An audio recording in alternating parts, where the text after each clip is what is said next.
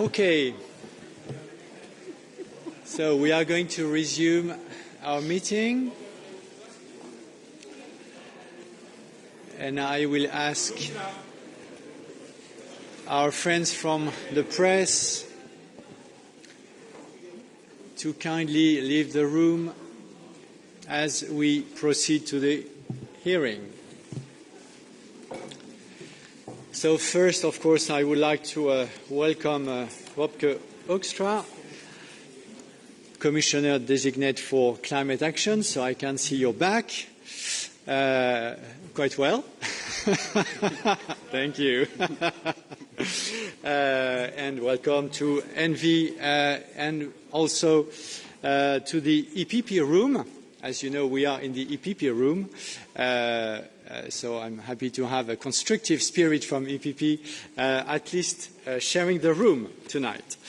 I would like to also welcome the associated committees members, starting, of course, with their respective chairs for AFET, DV, and for ITRE, Mr. Bouzoy, Mr. Tobe, and Mr. McAllister. Thank you for being with us tonight. So I will have to recall you in a formal manner a certain element for the procedure. So we will, of course, be in line with the guidelines for the approval of the Commission, Annex 7 to the Rules of Procedure. We will evaluate Commissioner Designate on the basis of his general competence, European commitment, and personal independence. We will also assess the knowledge of his respective portfolio and his communication skills. That's the formal reading of what is expected from us tonight. Before the hearing, as we all know, Commissioner Designate, you have replied in writing to a preparatory questionnaire, and the written answers have been distributed to members in all languages. I would like also to inform you that the Committee on Legal Affairs has raised no objection to the holding of this hearing. I now briefly explain the structure of the debate. The Commissioner Designate is invited to make an opening oral statement of no longer than 15 minutes, not 5 minutes, 15 minutes, and he will then also have 5 minutes at the end of the meeting for a closing statement. After the introduction, so this 15 minutes, there will be the time for 25 questions from MEPs. The debate will be held in slots of 5 minutes each, so you will have to be disciplined. 1.15 seconds, 1 minute 15 seconds for the first question, 2 minutes for the first answer from Mr. Hoekstra, and then if you want to, you have the opportunity to have a follow-up question, and the question should not be longer than 45 seconds, and then 1 minute for the reply. The first round will be made of 7 questions by political groups, coordinators or their representatives, and the second round will be of 18 questions based on the overall distributions of questions among political groups.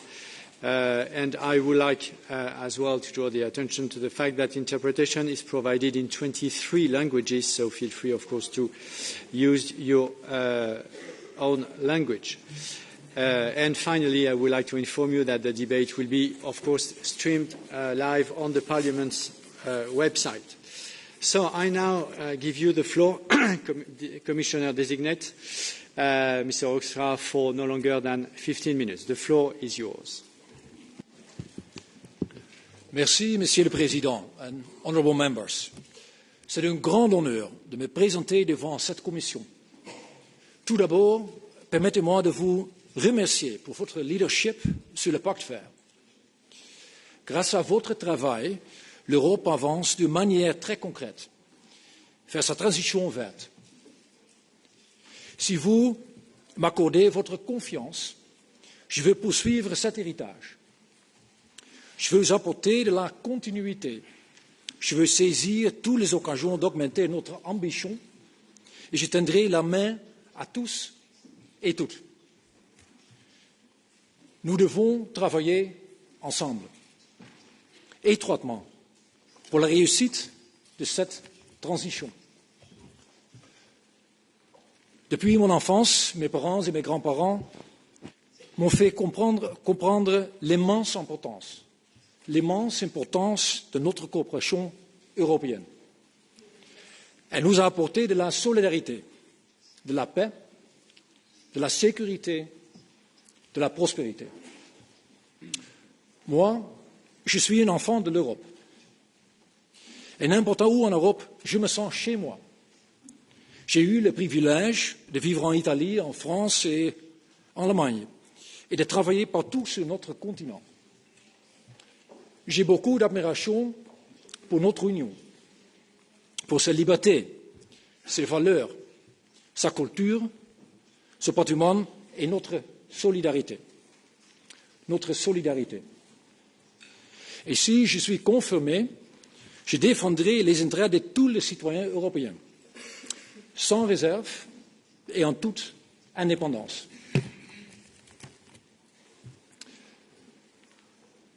In recent years, we faced many challenges. Financial crises, the pandemic, and Russia's horrible war against Ukraine. And as Minister, I worked closely with colleagues all over Europe on the Capital Markets Union, on shore, and weapons for Ukraine. And I've always tried to bring the national and the European interest together. And yet, I do want to acknowledge that precisely this did not always go well. At the start of the pandemic, I showed insufficient regard for the difficulties faced by some member states. And I would like you to know that I feel that I should have done that differently. Now again, on climate change, it is time to show solidarity. In the EU, across the world, and with future generations. Climate change is a massive challenge, and their future depends on our decisions. Honourable members, as Commissioner, I will be driven by facts, by numbers, by science, and I will be convinced by evidence. But I will also be adamant in giving a voice to the next generation. Like for many of you, this is not an abstract reality for me. At least once a week, my children ask me about two things: the war in Ukraine and climate change. And whether these kids are sitting at my kitchen table, at yours, or frankly speaking, anywhere else in the world, they deserve a future. Honourable members, as Commissioner, I would aim for continuity, for ambition and for outreach. And this Parliament has been pivotal in setting our continent firmly on track towards climate neutrality in 2050. The EU climate law and Fit for 55 simply know no parallel. And with the European Green Deal, President von der Leyen and former Executive Vice President Timmermans laid the foundations for Europe's green transformation. And I want to assure you that continuity is in place on the entire Green Deal. In my own portfolio, I aim to swiftly conclude all pending negotiations. But I will not be a caretaker. It simply wouldn't do justice to the scale, to the magnitude of our challenge. And frankly speaking, it is also not in my nature. We're running a marathon here, not a sprint.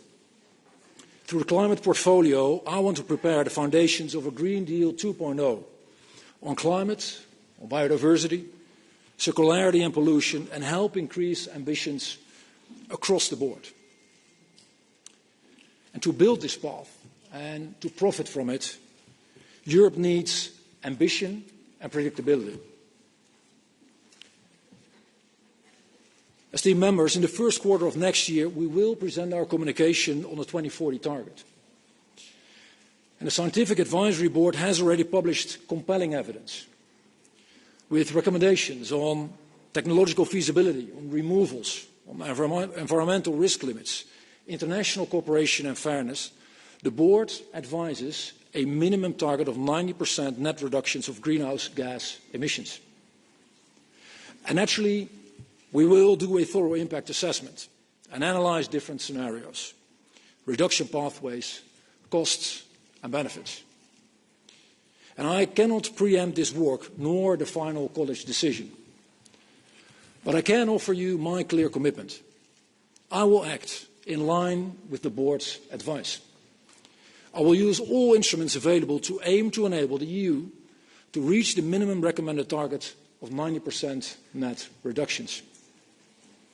And I will work to bring our industry along with instruments like the Innovation Fund to spur innovation and using CBAM to help create a truly global level playing field.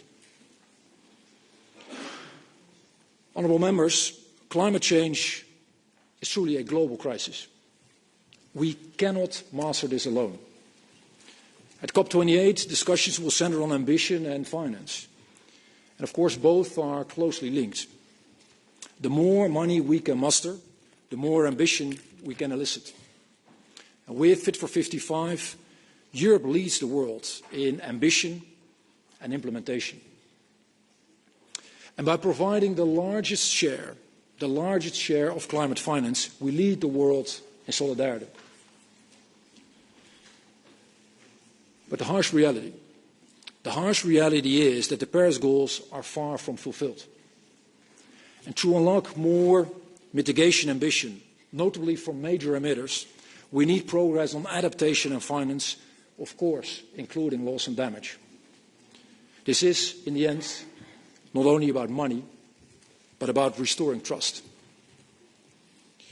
And the EU has created a breakthrough last year. We can do this again if we look at unorthodox solutions and dare to flip the script. COP28 should be about to operationalise the loss and damage fund and funding arrangements, especially for the most vulnerable. It is doable if we find agreement on the governance and the operating rules. And if this is the case, first pledges will become possible, and I will prepare the ground accordingly. But for structural funding, we need systematic revenue. Ideas from the summit of the new Global Financing Pact last June simply must become a reality. And I will talk to all partners to build a global loss and damage coalition. I want to explore an international kerosene tax, a maritime levy, a fossil fuels tax, and even a share of ETS proceeds. No stone should be left unturned. And still, we cannot leave Dubai without more mitigation ambition, if only because no amount of money can actually pay if the damage will be there and if we overshoot Paris. On ambition, the EU should simply lead by example. And with Fit for 55, we're set to reduce 57% of emissions by 2030. And we must spur additional ambition abroad. I will champion the EU's push to triple global renewable energy capacity, double energy efficiency, and phase out unabated fossil fuels. Fossil fuels must become history. The sooner, the better. And the fact that certain oil majors have long known of their role in climate change and sought to ignore the evidence, I find it truly unethical. And if anything, it increases, in my view, their responsibility to contribute to solving climate change. And we should engage with them exactly along these lines. Ladies and gentlemen, I want to be honest. The geopolitical situation we're facing is grim. It will not improve soon, and it weighs on our climate diplomacy and the effectiveness of our climate ambition. But public expectations for COP28 are high, and rightly so. And time is running out. We must get the world on track for 1.5 degrees. I still see avenues to success in Dubai, and I will work non-stop. I will work non-stop to make it happen. Sehr geehrte Damen und Herren Abgeordnete, in 2 Bereichen benötigen wir weitere Maßnahmen. Im Luftverkehr und bei den Subventionen für fossile Brennstoffe. Und ich bin mir bewusst, dass die Verhandlungen über das Emissionshandelssystem für die Luftfahrt um CORSIA und um nachhaltige Kraftstoffe gerade erst abgeschlossen worden sind. Und doch sind größere Anstrengungen notwendig, um die Umweltverschmutzung und die Emissionen durch den Luftverkehr aufzuhalten. Und beginnen wir mit der aus meiner Sicht größten Absurdität, der fehlenden Besteuerung von Flugbenzin. Wenn ich ein Auto an die Tankstelle fahre, dann sind 50 bis 60% von dem, was ich an der Kasse bezahle, Steuern. Aber wird ein Jet aufgetankt, fallen überhaupt keine Steuern an. Null. Welcher Europäer hält das für sinnvoll, dass wir ausgerechnet beim Kerosin nicht nach dem Verursacherprinzip handeln? Schon während meiner Zeit als Finanzminister drängten die Niederlande auf die Flugsteuer in Europa. Heute möchte ich mit aller Kraft in Europa und auf der ganzen Welt um Unterstützung für eine globale Luftverkehrsabgabe werben. Und wir müssen darüber hinaus endlich die Subventionen für fossile Brennstoffe beenden. Sie sind aus meiner Sicht anachronistisch und kontraproduktiv für unsere Energiewende. Und ich möchte eng mit Kommissar Gentiloni zusammenarbeiten, um die Energiebesteuerungsrichtlinie im Rat voranzubringen. Und natürlich, ich weiß sehr gut, nur sehr gut, zu gut, wie schwierig es sein kann, Steuerpolitik zu verändern. Aber hat Italien mit der globalen Mindeststeuer nicht schon in seiner G20-Präsidentschaft bewiesen, dass es zu schaffen ist? Meine Damen und Herren Abgeordnete, die Klimapolitik ist eng mit den anderen Säulen der Green Deal verbunden. Und dies gilt für die Artenvielfalt, der Naturwiederherstellungsgesetz, das Bodengesetz und das kommende Waldmonitoringsgesetz. Um unsere Klimaziele zu erreichen, müssen wir den Green Deal vollenden. Unsere Böden, Ozeane und Wälder sind die größten Kohlenstoffsenken. Und eine gesunde Natur wird uns auf unserem Planeten, der immer wärmer wird, einfach kühl halten. Und ich unterstütze Kommissar Sinkevičius voll dabei, unsere ambitionierten Umweltgesetze über die Ziellinie zu bringen. Und ich verspreche, im Klimaressort meinen Teil dazu beizutragen. Vor allem müssen wir eng mit unseren Landwirten zusammenarbeiten. Sie sollten unterstützt werden, nachhaltig zu produzieren, und sie haben einen Anspruch auf ein angemessenes Auskommen. Darum müssen wir unseren Landwirten ein überarbeitetes Geschäftsmodell anbieten. Und dazu werde ich ganz bewusst den Dialog mit der Lebensmittelindustrie und mit den Banken suchen. Honourable members, Europe's green transition is a massive task. It needs the broadest possible support to maintain ambition and to take everyone along. And I will set my own bar high for reaching out, for building coalitions, and for working together. I will work with you, with my colleagues in the Commission, with the Council, with European citizens, civil society and business, and with our partners across the globe. Honourable members, Monsieur le Président, I hope that I've shown you that as a Commissioner my focus would be on continuity, on ambition and on outreach. That will be guided by science and always be the voice of the next generation. Reaching climate neutrality in Europe by 2050 will be a steep climb. And convincing our partners across the world to keep pace with us will, frankly speaking, be even harder. But there's no alternative. And we can get it done together. Thank you.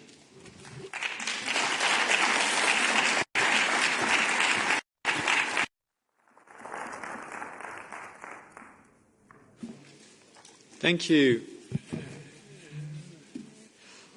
Sorry. Thank you, Wopke Hoekstra. So we move now to the first round of questions.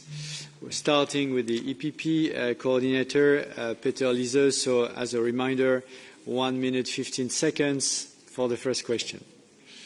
Peter, the floor is yours. Thank you, Chair. Dear Commissioner Designate, we can only mitigate climate change if we convince our partners also to be ambitious. You have elaborated a little bit or even quite extensive in your written questions and also in your presentation. I think you have good experience as foreign minister, but could you elaborate a little bit more on climate diplomacy? So how exactly will you bring other partners to share our ambition? And in particular, you mentioned the aviation sector. I would ask you also to focus on the international dimension here.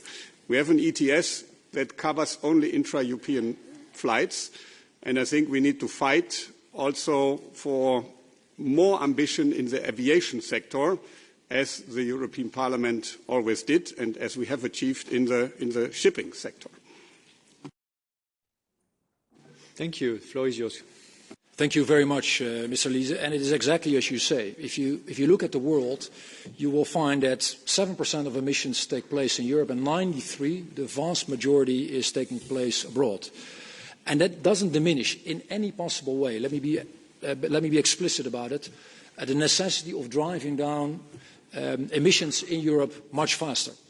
But it also tells us that if we do not help out, if we do not commit to working together with the rest of the world, the problem will still be there.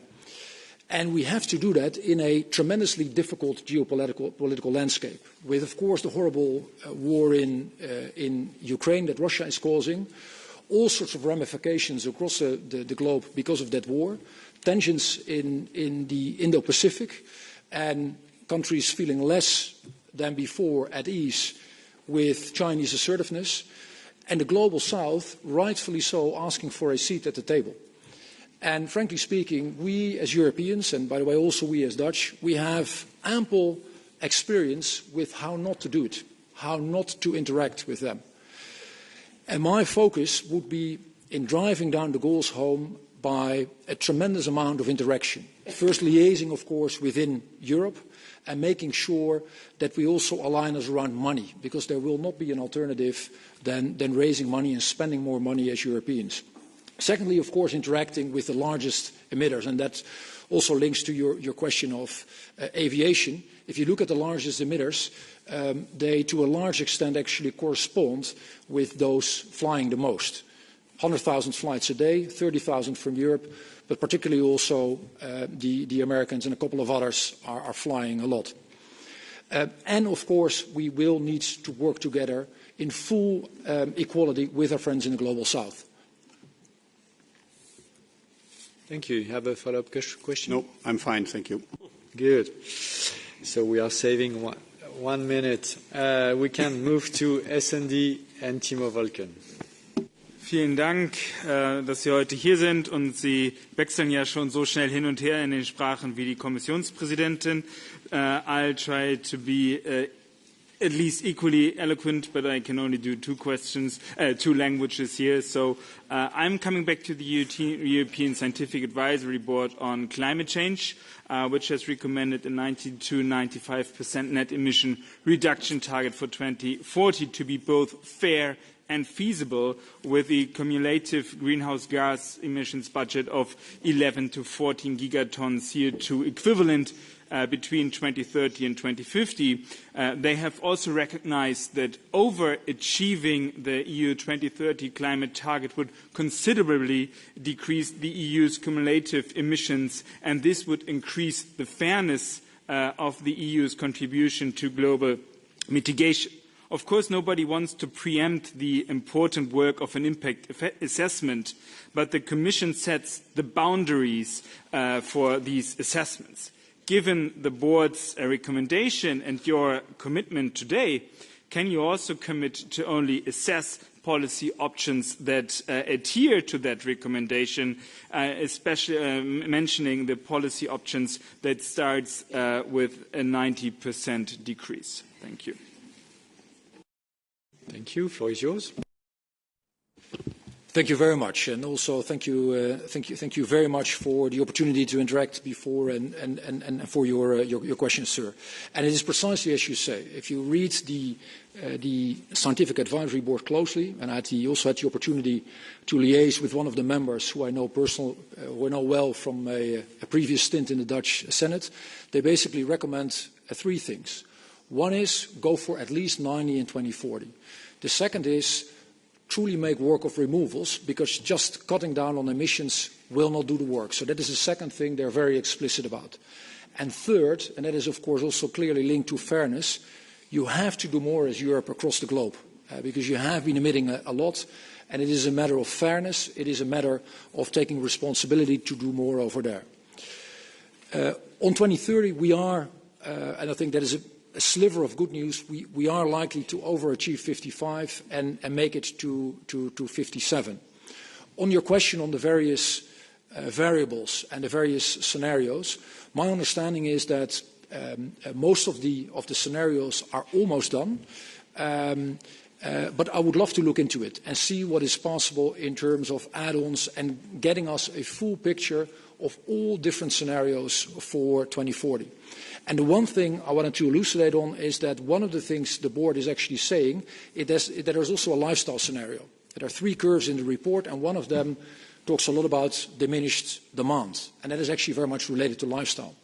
And if you would actually add up lifestyle to the various, let's say, more basic scenarios, it gives you a tremendous kick going forward. And I would think that that combination actually gives each and every one of us the opportunity to assess not only the desirability, but also the feasibility and the steps that are needed to arrive at such a point. Okay, thank you very much. My second question would be on the social dimension, which is to the heart of my group. So increased climate ambitions are necessary. If we were to mitigate the dramatic human, social and economic consequences of the climate crisis, but we also need increased public acceptance for the EU's climate ambitions. With the Social Climate Fund, the EU for the first time decided on dedicating a social policy tool that will support the vulnerable citizens in the transition towards a decarbonised EU. But given your track record and your statements on financial support after the corona crisis, can you assure my group that you will support future redistributive policy tools that enable a just transition in all member states?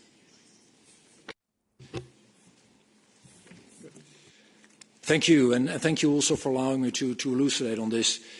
I think it is, as you say, the vast majority of our citizens is actually as concerned about climate change as we are and demands action. But it is up to us to actually be a guardian angel for the vast majority who we call the middle class, but particularly for those most in need. And they are actually worried what this might do to their wallet and to their affluence. Now, in many of our regulations in Europe, the MFF, the RRF, the Social Climate Fund, and many of the other regulations we have, there is, for all the right reasons, there is a distribution key, and we're taking into account to make sure that this lands with the people who most need it, and for the right reasons. Now, what I think we need to do is we need to continue with the journey, but at every single step, from a European perspective and from a national perspective, we need to make sure that our people can actually see this through. And yes, the Social Climate Fund now is roughly 90 billion. And of course, it will only get into existence once the ETS2 is launched. But if it would be necessary to do more to make sure everyone can come along, we should do that. Thank you. Thank you, Chair, and thank you, Commissioner Designate, for being here. You say in your written answers that you aim to adopt the impact assessment and the communication for the 2040 target in the first quarter of 2024. Do you have the backing of the President in this case, and do you get it through the mill before the elections, or is it actually something just sort of meant for the election? And Can you describe the process from now on until the adoption of your 2040 proposal? What role will the Commission play? In which way? How would you have it on board? How will you be able to handle it so that we have it before this mandate is ending? Thank you. Well, thank you very much, sir. Oh, sorry. I should. Oh. Thank you very much, sir. And the honest answer is that feeling the need for speed, my initial thinking was, can we actually, is it possible, and I asked the team, is it possible to come up with a legal proposal? But I think actually their answer was much more balanced than my initial thinking, because what they were saying is, first, this needs to be absolutely coherent and needs to have all the various scenarios as we just discussed. It needs to have the feasibility analysis, and then it needs to be tabled in the first quarter. Actually, if you look at our climate law, you see that after global stocktaking, within half a year, that is what we are legally required to do. And by coming up with a communication rather than with a legal proposal, I think we all allow not only our citizens, but also the next Parliament and the next Commission to actually make a decision on what is feasible. To your point of what I will do, I will, of course, seek to liaise as much as possible with the various parties here in Parliament and also pick up new things, new learnings during this hearing. Then I will prepare for an internal discussion in the College. And I've tried to articulate where I stand. I think we should go for 90 and make sure that we make that feasible for our citizens and our companies alike. And then once this has gone through the College, I'll present it to this Honourable Parliament. In the COVID case, you acted like the proverbial Schwäbische Hausfrau. You didn't give the money. And now you said that die Landwirte brauchen Unterstützung. And there is a lot of other people asking for money. So you have the finance side of it. And how do you are going to get the money needed? Because there are going to be a lot of hands reaching out for your money. Thank you. Sorry, sir, I couldn't. I heard Swedish Hausfrau, but the last bit I couldn't fully understand. So would you mind repeating that? Okay. You also said that the Landwirte brauchen Unterstützung. And you have a lot of people there who are coming to ask for money.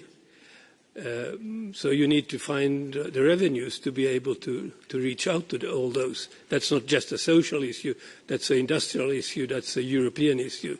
And we don't need Schwäbische Hausfraus there. No, I fully get it. Thank you, sir, and thank you for elucidating. And of course, that is very much true. It is.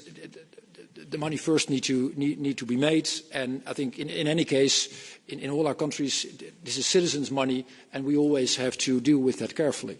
Now, I do think, given the tremendous concerns people have about whether they can see through this transition, we do need to make sure, with our different funds, that we help out our people. The Modernisation Fund does it, the Just Transition Fund does it. The Social Climate Fund will be doing it, and I think we will need these instruments and potentially more. Now, thinking about what we would also need, and that I think links to your question, how could you actually get more money on the table? Well, one way, as I said in my opening statement, is to go, for example, after aviation, or take a sliver of the ETS. As a former finance minister, I know it is always easier to take a bit out of a growing pie than divide scarcity, which is typically difficult with finance ministers. So that will be my aim, and I would hope that could also get the support of this Parliament. Thank you. We move to the Greens. Bas Eickhout. Thank you, Mr. Chairman, and sorry, Mr. Hoekstra, to sit behind you, so you need to... but I think everyone in this room is a bit surprised by your introductory statements because looking at your CV until now, you've not really been a climate champion. And I think that's putting it mildly, looking at your Shell history, McKinsey, Minister of Finance, where you gave money to KLM. So in that sense, I think here we have a question on how credible is it what you're promising here.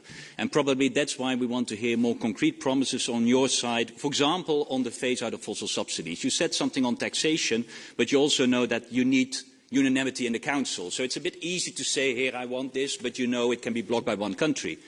But you can do more, of course, as a commissioner. You can, of course, also force the countries to have more clarity and transparency on how much is there of fossil fuel subsidies. For example, the Commission used quite along the number of 55 billion. Now, very recently, the Netherlands, the Dutch government said, well, the Dutch only, it's 40 billion. Well, if the Netherlands is 40, and probably 55 of the Commission is underestimation of the EU. So what are you going to do, and what are you going to demand from the Member States to reduce and to phase out and to end fossil subsidies?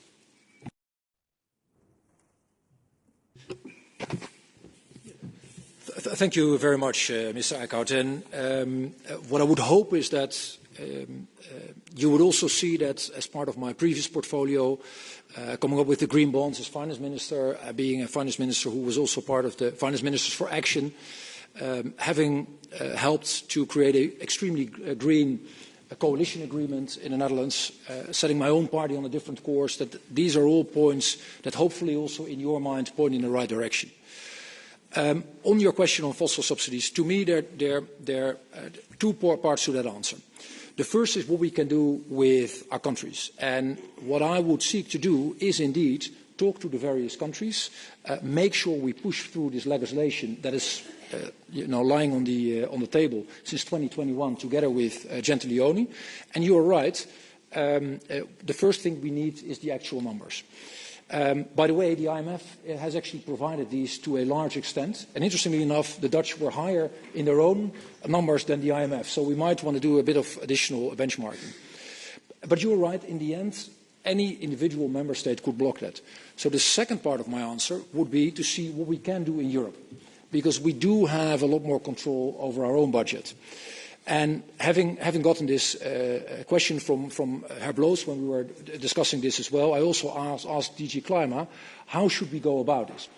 And they said, well, probably the amount of fossil subsidies is actually very limited. And to the extent it exists, it is probably used to actually speed up the transition. And still, I feel we need to do more. So what I would want to commit to is that we make sure we phase these out and make sure they're no longer part of the next MFF. And I will provide you with an analysis to what extent they actually exist today, knowing that given that we have the do no significant harm principle, that might actually be rather limited compared to member states.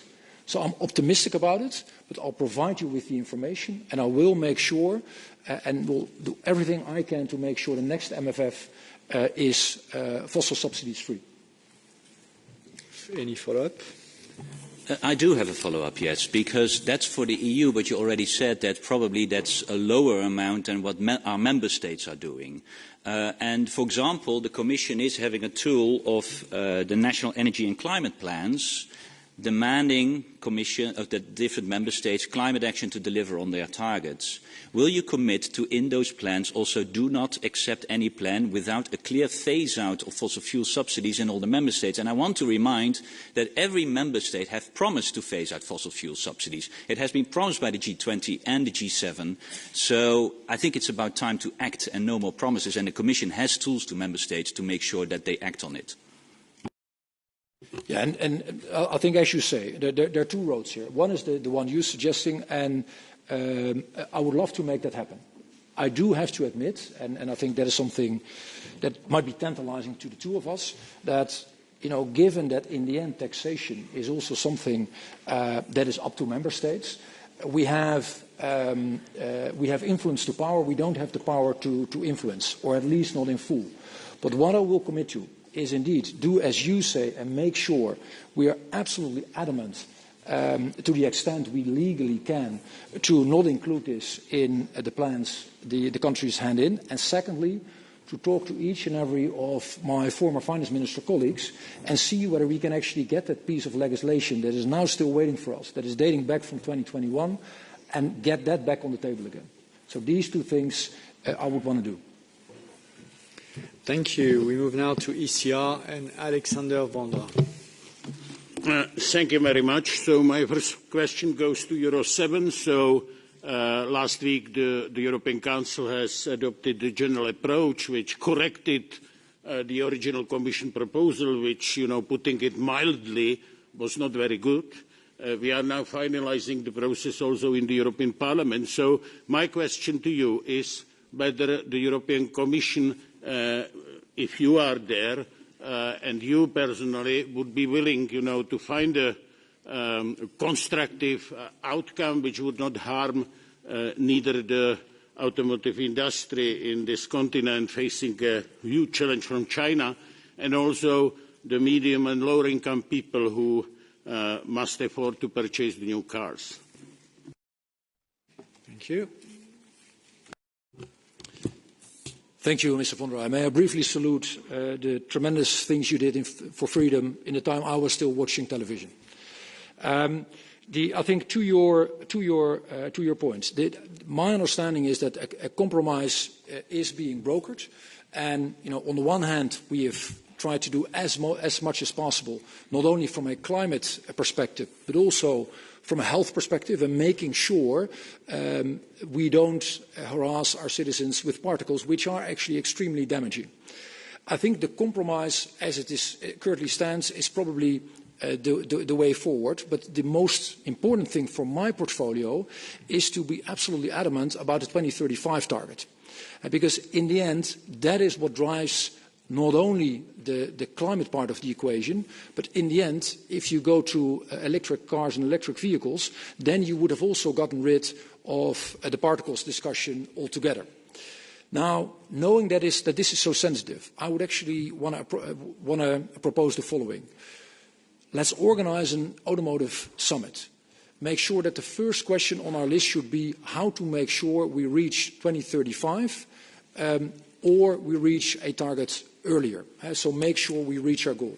The second thing is, I think, geared to your worry, which I fully understand, and that is let's make sure that our own industry, we have a great car industry all across Europe, actually faces a fair level playing field and is able to succeed also in this new world. So that will be the second one, and that's particularly linked to medium and smaller sized cars, because that is actually where the competition, and maybe you should say the unfair competition, is strongest. And then the third angle of what I would want to discuss is how do we make sure that our citizens in all the various member states who don't have the largest of wallets then actually can afford such a car. The average car in the Netherlands is 8 years old. And that tells you a lot about the state of that car. And I'm sure it is roughly the same in other member states. So it is not that easy for all our citizens to make that jump immediately. So we should look how we make this work. Thank you. Any follow-up? Yeah, maybe a quick question to elaborate further on the exchange on the fossil fuels subsidies. I understand that MFF and all that, but then there are the member states which are facing, the challenges in the area of the energy security. It was in fact the Dutch government which put 3 billion euros into the storages of the subsidies. So, some of our countries closer to Russia are facing really challenges here in the area of energy security. And would you be willing at least somehow to understand the member states' needs, especially in the time of the fair evaluation of the energy prices, if they decide on their own? Well, maybe I could say something that is linked to your question, but even more fundamental. In the Netherlands, since 2014, probably even earlier, we talked about becoming independent of Russian gas, and the only thing that has happened in the years thereafter is that we became more dependent. And that is why, not only in the Netherlands, but across the Union, and indeed, in particular, these countries very much dependent on Russian gas and oil, had such a massive problem, and why prices went up to such an extreme event. So I do think that in these times of maximum danger, in these extremely troubling times, you always need to take an unorthodox look. And that is, by the way, precisely what the European Union did. The one thing I think we should, at the same time, all acknowledge is that if you look at our energy prices and you compare them, for example, to the United States, by far the biggest chunk of the difference in price is simply driven by them having oil and gas themselves and by us needing it to import it. Far less than 15% of the total package is driven by climate change, and that is or by climate mitigation, I should say, and our measures. And it is important to convey that message because many people actually wrongly think that prices are so high because of our climate policy. No, they're high because we actually wanted to free ourselves of Russian gas and Russian oil. We should have done that a lot earlier. We learned it the hard way, so please let's make sure we don't make that same mistake again vis-à-vis other raw materials. Thank you. We move to Heidi and Silvia Sardone. Grazie. In questi anni sui temi ambientali, dell'energia, dei cambiamenti climatici abbiamo visto molta ideologia e poco pragmatismo. L'uscita di Timmermans in questo senso può segnare un punto di svolta. La Commissione ha presentato in questi anni una serie di proposte che, più che sostenere una transizione ecologica, sono andate verso un vero e proprio smantellamento di settori produttivi e della produzione anche agroalimentare europea, rendendo l'Unione Europea sempre più dipendente dall'importazione dei paesi terzi che non rispettano i nostri standard di qualità e sicurezza alimentare. Quindi, a proposito di paesi terzi, volevo chiederle, avete pensato a qualche forma di impegno da chiedere per esempio a paesi come la Cina circa le sue emissioni, oppure faremo solo noi politiche ambientali così stringenti? Altro tema. La Presidente della Commissione ha promosso una svolta, ha detto che ci deve essere un dialogo più intenso con l'industria e le parti interessate come i proprietari di foreste, gli agricoltori e i cittadini. Numerosi governi europei hanno espresso la necessità di un cambio di rotta, di una valutazione più seria delle conseguenze di certe scelte. Per questo le chiedo, se fosse stato al posto di Timmermans già dal 2019, quale piano sull'ambiente avrebbe proposto? Lei ha detto all'inizio che ha intenzione di dare continuità. Io vorrei sapere se lei è d'accordo con tutte le scelte fatte da Timmermans in merito alle proposte legislative e, in caso contrario, che cosa intenda fare per correggere la rotta. Chiudo con quest'ultima annotazione e domanda. In questi anni, da coordinatrice del mio gruppo nella Commissione ENVI... Get disciplined as well. All the others. Okay. You will have a follow-up. Later. Molto grazie signora, io rispondo in inglese, va bene?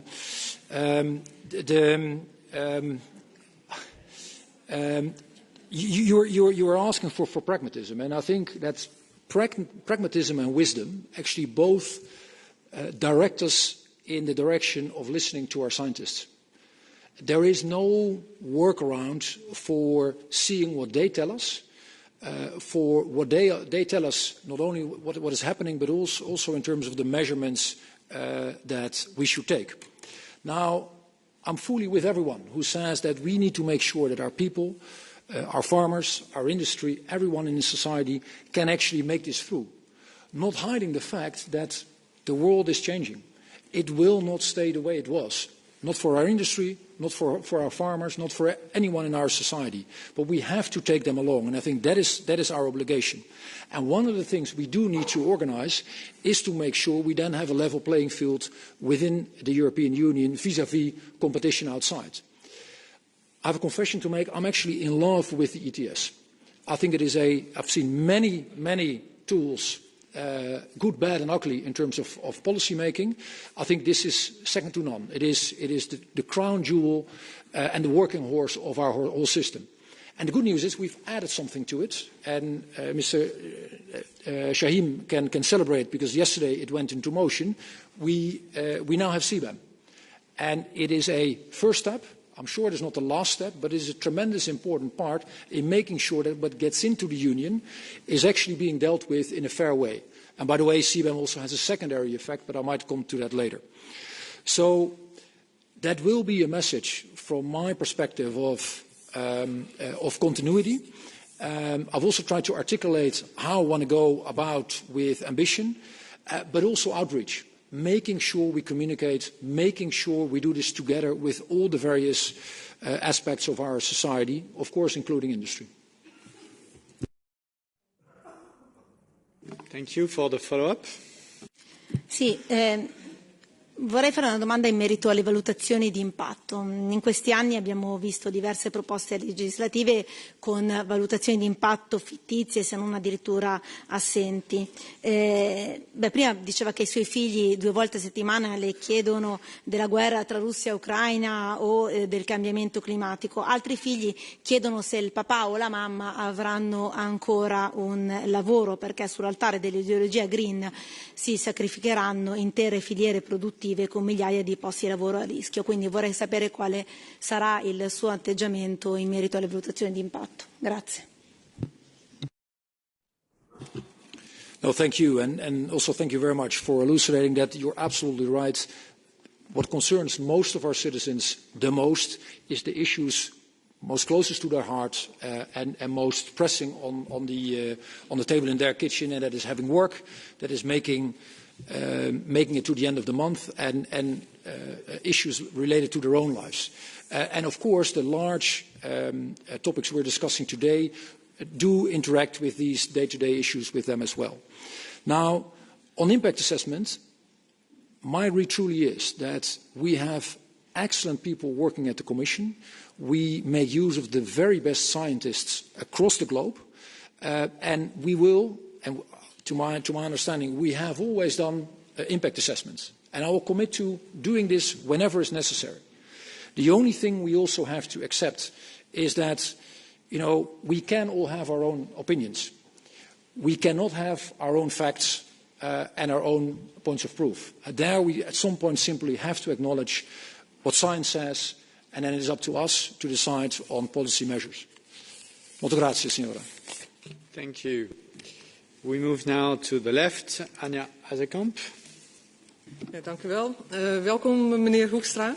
Uw loopbaan bij Shell en McKinsey, uw ministerschap en uw partijleiderschap bij de Christen-Democraten zijn ronduit schadelijk geweest voor het klimaat. Uw partij heeft van Nederland een van de meest veedichte landen ter wereld gemaakt. Met desastreuze gevolgen voor dieren, de natuur, de omwonenden en het klimaat. U blokkeerde als minister eigenhandig het inkrimpen van de Nederlandse veestapel. Ten koste van het klimaat, ten koste van die natuur en ten koste van dieren. In Europa worden jaarlijks ruim 8 miljard koeien, konijnen, schapen, varkens, kippen en andere dieren geslacht voor de voedselproductie. En dat veroorzaakt niet alleen enorm veel dierenleed en natuurschade, maar ook gigantisch veel broeikasgassen en ontbossing. En de klimaatcommissaris gaat de klimaatdoelen voor 2040 opstellen. Erkent u dat u daarin ook de productie en consumptie van vlees en zuivel drastisch zult moeten beperken om de klimaatdoelen in zicht te krijgen? En heeft u het lef om als klimaatcommissaris een echte transitie in de landbouw in gang te zetten? Om de boeren, een transitie die boeren helpt om zonder miljarden dieren binnen de draagkracht van de aarde een goede boterham te verdienen. Dank u wel. Mevrouw Hazekamp, dank u wel. Ik merk dat uw waardering voor mijn inspanningen tot nu toe nog verder aan kracht kan winnen. Maar daar zal ik uiteraard mijn best voor blijven doen. Ik zal het u besparen om nog eens een keer toe te lichten waarom ik echt denk dat het inmiddels demissionaire kabinet veel heeft gedaan, ook op mijn instigatie, juist op het gebied van het tegengaan van klimaatverandering. Maar ik vind wel dat u een zeer terecht punt raakt. En zoals ik net zo even ook al heb gezegd, voor geen van de sectoren is er hier een way out.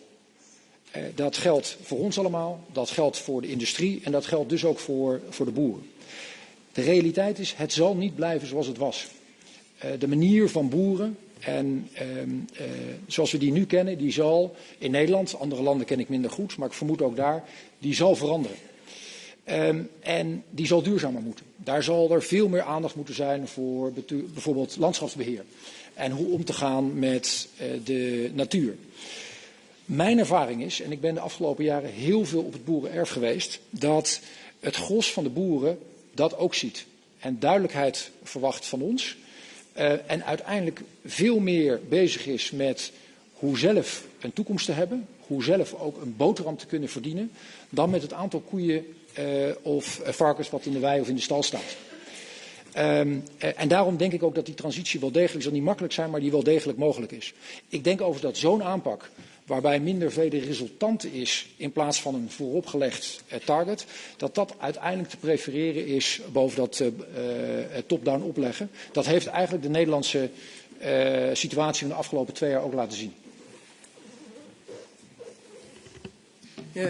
Ja, het zal u niet verbazen dat ik dit een vaag en teleurstellend antwoord vind, waarbij u uw eigen verantwoordelijkheid ook niet neemt. Ik ben daar ook eigenlijk niet verbaasd over, want uw partij zet alles op alles om het urgente klimaatbeleid, inclusief natuurherstel, te ondermijnen.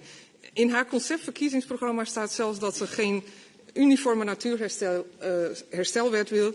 En ik citeer, die een nieuwe stikstofcrisis kan zijn voor een dichtbevolkt land als Nederland. Met dit soort fake news hebben de christendemocraten niet alleen in Nederland, maar in de hele EU een inquisitie gestart tegen natuur, milieu en klimaat. Terwijl we weten dat voedselzekerheid niet mogelijk is zonder natuur en biodiversiteit. U was nationaal tegen de natuur, maar u noemt natuur nu opeens onze beste bondgenoot. Staat u nu pal voor de natuurherstelwet, ja of nee? En gaat u de veestapel zelf helpen drastisch in te krimpen, ja of nee? Dank u wel. Ja, dank u wel. Ja, ik speel natuurlijk maar een bescheiden rol in mijn partij. Dus volgens mij moet ik het verkiezingsprogramma ook niet hier van verder commentaar proberen te voorzien. Ik wil wel heel expliciet zijn dat het eerste wat ik gedaan heb nadat ik destijds in de Tweede Kamer ben beland, is binnen het CDA te zeggen dat ik een nieuwe route wilde inslaan, een nieuwe koers wilde inslaan op het gebied van het aanpakken van klimaatverandering. Dat hebben we ook gedaan en dat heeft geresulteerd in een coalitieakkoord wat meer ambitie had dan ieder van de coalitieakkoorden daarvoor. En ja, vervolgens hebben we gezien hoe ingewikkeld het was in de Nederlandse samenleving om dat voor elkaar te krijgen. En dat kunnen wij, kan ik, maar als kabinet alleen maar aantrekken. Dat neemt niet weg dat die ambitie en ook die ambitie van mij er altijd is geweest en overigens ook altijd zal blijven. En dit zijn 2 kanten van dezelfde medaille. 60 tot 70% van onze bodem in Europa ziet er niet goed uit. En dat zal je nodig hebben voor de kant van de ecologie, voor biodiversiteit. Maar je zal het net zo goed nodig hebben, diezelfde bodem, de kwaliteit van die bodem, als je uiteindelijk wil dat je het ook kan gebruiken als zink. Dus wij maken een artificiële scheiding als mensen tussen klimaat, natuur en gezondheid. Maar buiten in de echte wereld hoort het allemaal bij elkaar. En ik zal er dus ook vol voor staan en ik zal commissaris Sinkevicius daar ook van harte in ondersteunen. Thank you.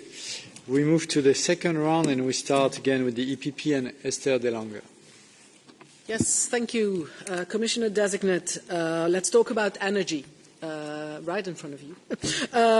Let's talk about energy, because we can only achieve our climate ambitions with a good strategy for the energy transition and the availability of energy. Shifting our economy from fossil fuels, yes, to clean energy, yes, but preferably also coming from Europe or from reliable partners.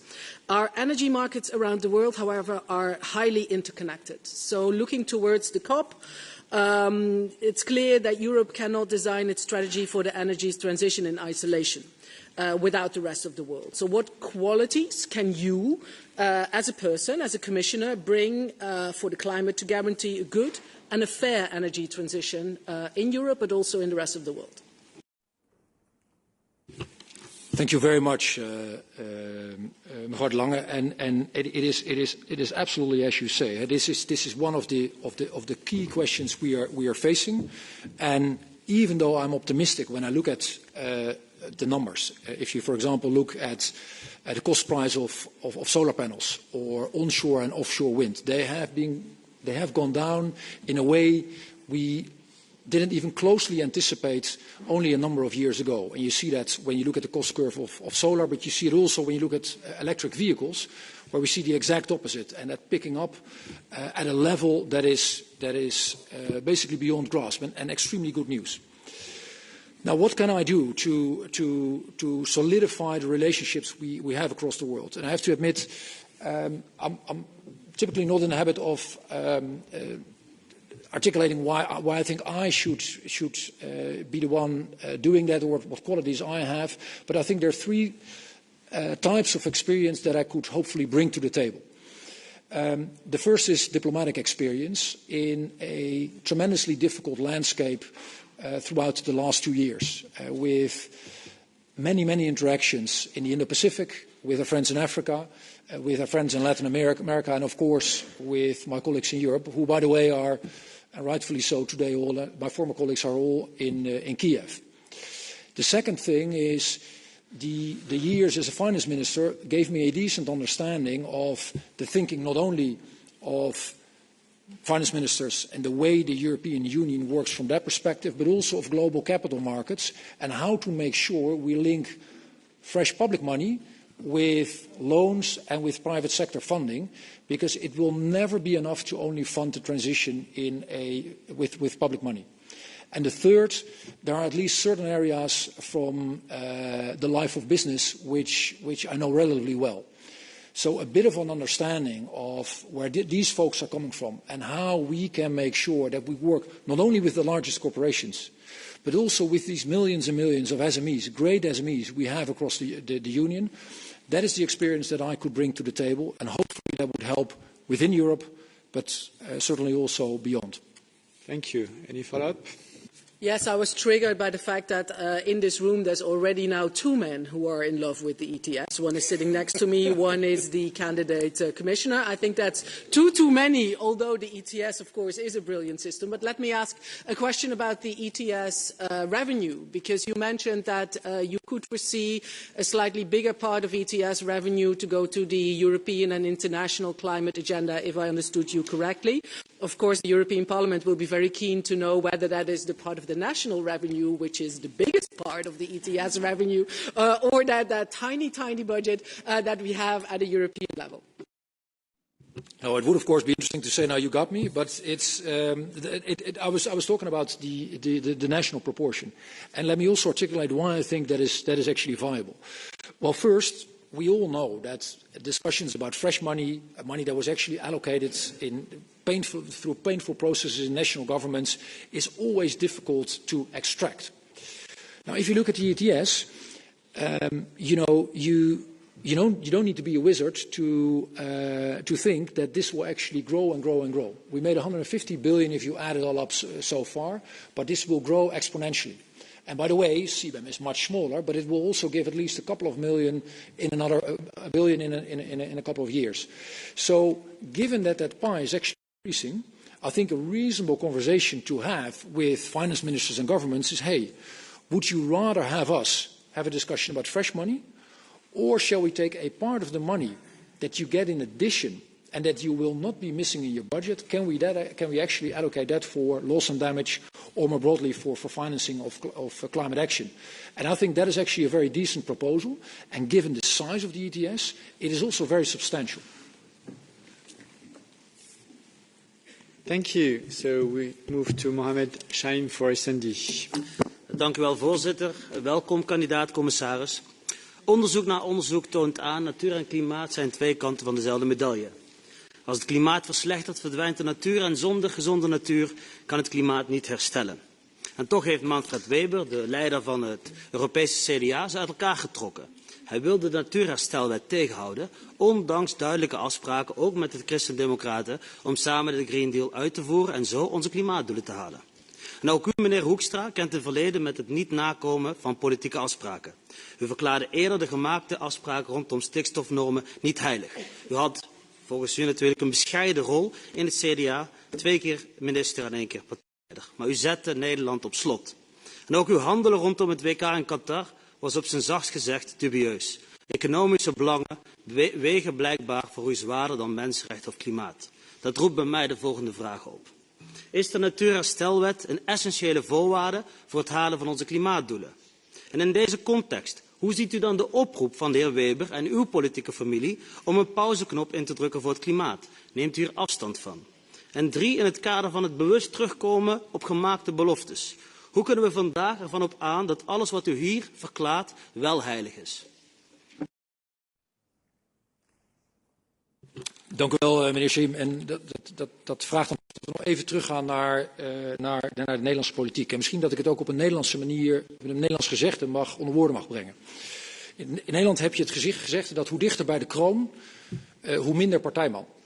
En dat slaat natuurlijk op onze monarchie. Maar daarmee wordt tot uitdrukking gebracht dat onafhankelijkheid verwacht wordt van ministers. En analoog mag je ook zeggen van een commissaris.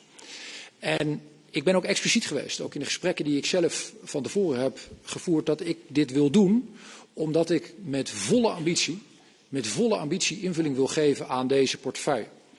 En ik heb zo even tegen mevrouw Hazekamp gezegd, en dat herhaal ik graag, dat wat mij betreft dit niet alleen twee zijden zijn van dezelfde medaille, dat eigenlijk je moet kijken naar de driehoek klimaat, biodiversiteit en gezondheid. Want die raken heel vaak alle drie aan elkaar.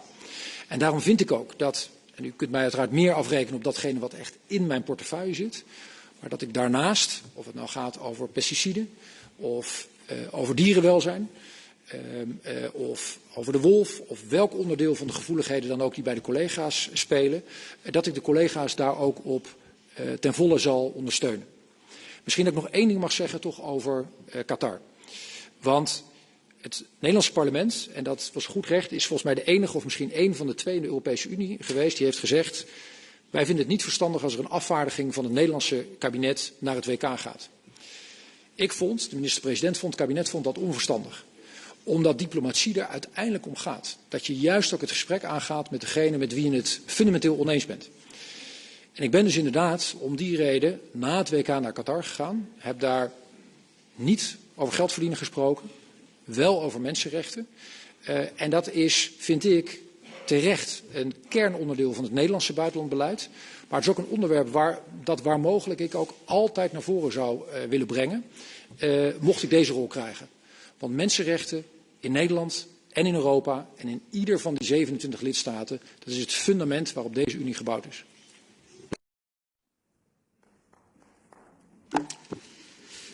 Voorzitter? Ja, ik moet toch even door op de laatste vraag waar ik geen antwoord op heb gehad. Want ik hoor je natuurlijk heel veel beloftes maken voor het klimaat. En ik denk ook dat dat het minste is wat we kunnen verwachten van een klimaatcommissaris. En toch denk ik ook dat u hier een beetje terugvalt op uw rol als consultant. Waarbij u goed begrijpt wat de zaal wil horen en daar natuurlijk ook op acteert. Want het gaat er uiteindelijk om, en dat is een heel belangrijk punt voor vandaag, het gaat om uw geloofwaardigheid en daarmee ook onze geloofwaardigheid. Want het is heel erg ingewikkeld om iemand te nomineren als klimaatcommissaris, wetende dat u KLM een blanco cheque hebt gegeven, zonder enige sociale vergroeningsvoorwaarden. Dus hoe denkt u dat in te vullen? En een ander punt, voorzitter. Een van de belangrijkste onderwerpen al jaren op de klimaattop is die internationale klimaatfinanciering. En vooral het schade- en herstelfonds. En het is geen geheim dat u als Nederlandse minister dit fonds niet van harte steunde. En nu moeten we zien als voorvechter hiervoor. Iemand die andere landen gaat overtuigen. Hoe, voorzitter? Ja, voorzitter, over één ding moet ik gewoon heel helder zijn. Ik ben hier volstrekt transparant en helder over wat mijn ambitie is op deze portefeuille.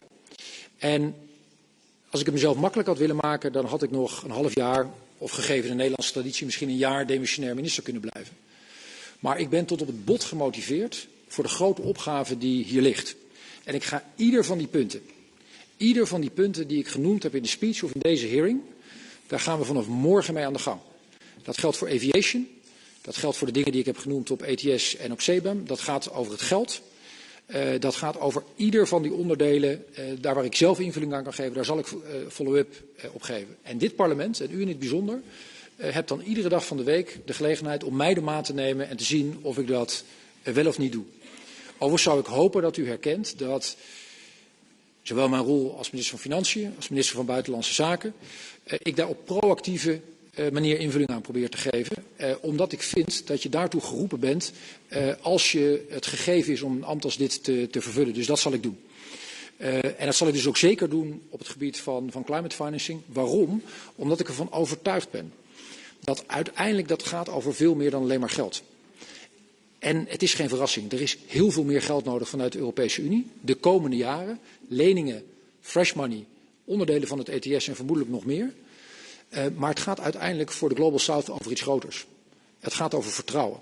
En een manier om dat te bereiken is om dan ook inderdaad to put our money where our mouth is. Thank you. We move to a non-Dutch member of the European Parliament. They are. Soraya Rodríguez Ramos from Renew. Aquí, en español.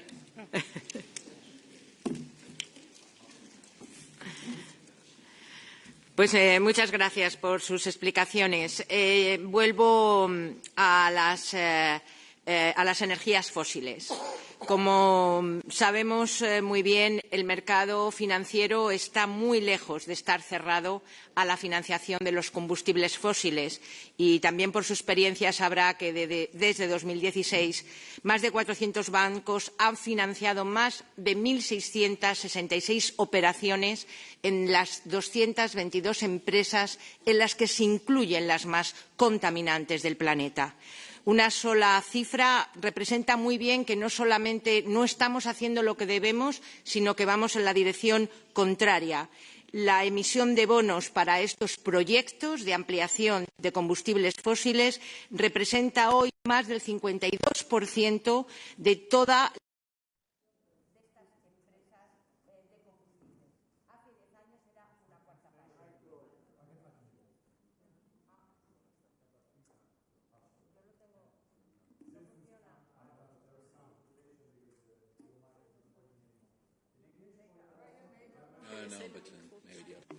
No lo sé, ¿funciona? Pero no sé dónde me he quedado. ¿Empiezo? No.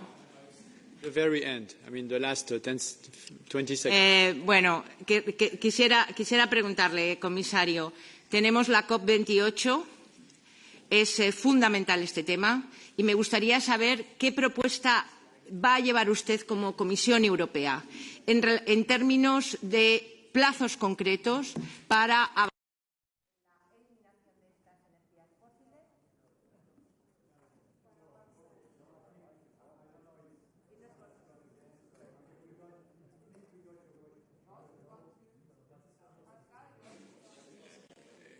Okay. All the mics? This one as well? No. Hola.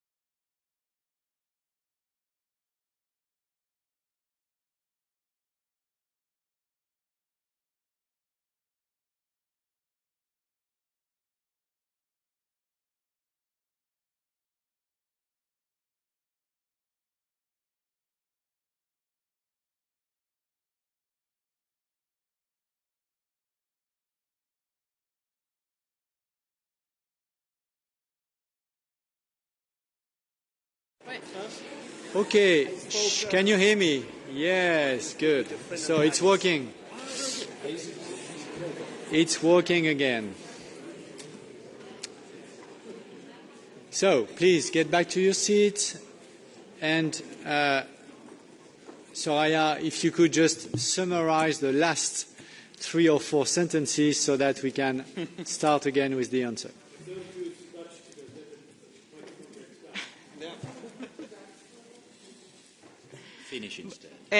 Bueno, decía que efectivamente estamos muy lejos de que los mercados financieros estén cerrados a los combustibles fósiles. El incremento desde 2016 de financiación por más de 400 bancos, más de 1.666 operaciones a 222 empresas, entre las que se encuentran las más contaminantes del planeta. Por lo tanto, le pido que si nos puede indicar cuál va a ser la posición de la Comisión como parte negociadora en la próxima COP28 para llevar un calendario de reducción de estas energías progresivamente, carbón, petróleo y gas, y también la reducción de la financiación de las subvenciones claramente ineficientes a estos combustibles fósiles. El G7 acordó poner fin a esta financiación a finales de este año, pero el G20, desde luego, no ha respaldado este compromiso.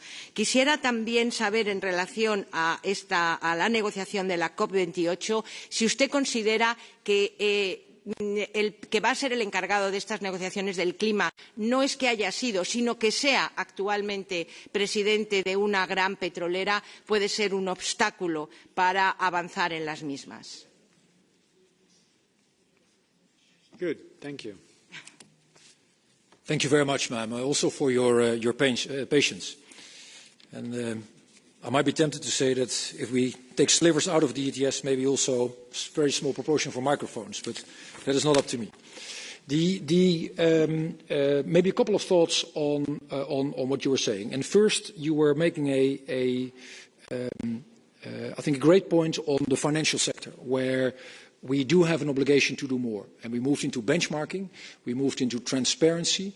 Of course, we came up with the taxonomy, and I think those are all steps in the right direction. But given the tremendous importance interlinking role banks play, I think this is something where we need to do more. And you were not asking a question specifically on this, but I very much agree with, let's say, the tonality of what you were saying.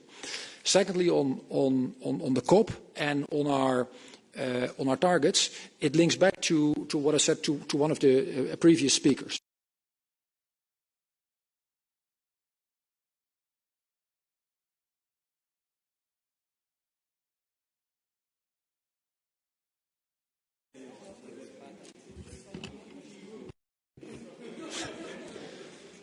Well, as long as it does, it works.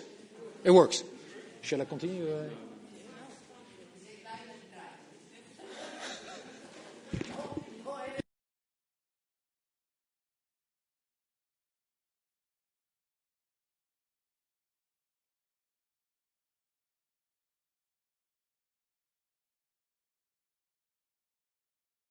Does it work?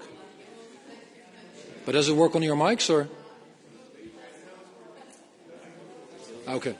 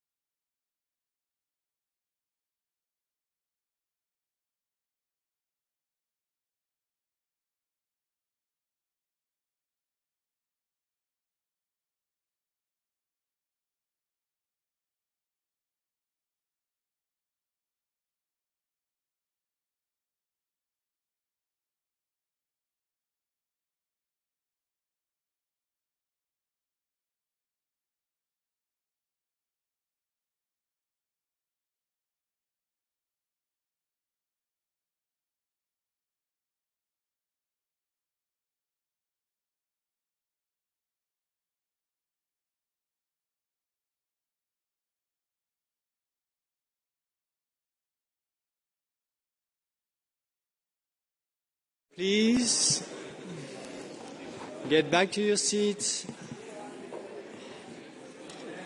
Mr. Hoekstra. Okay, so we try again.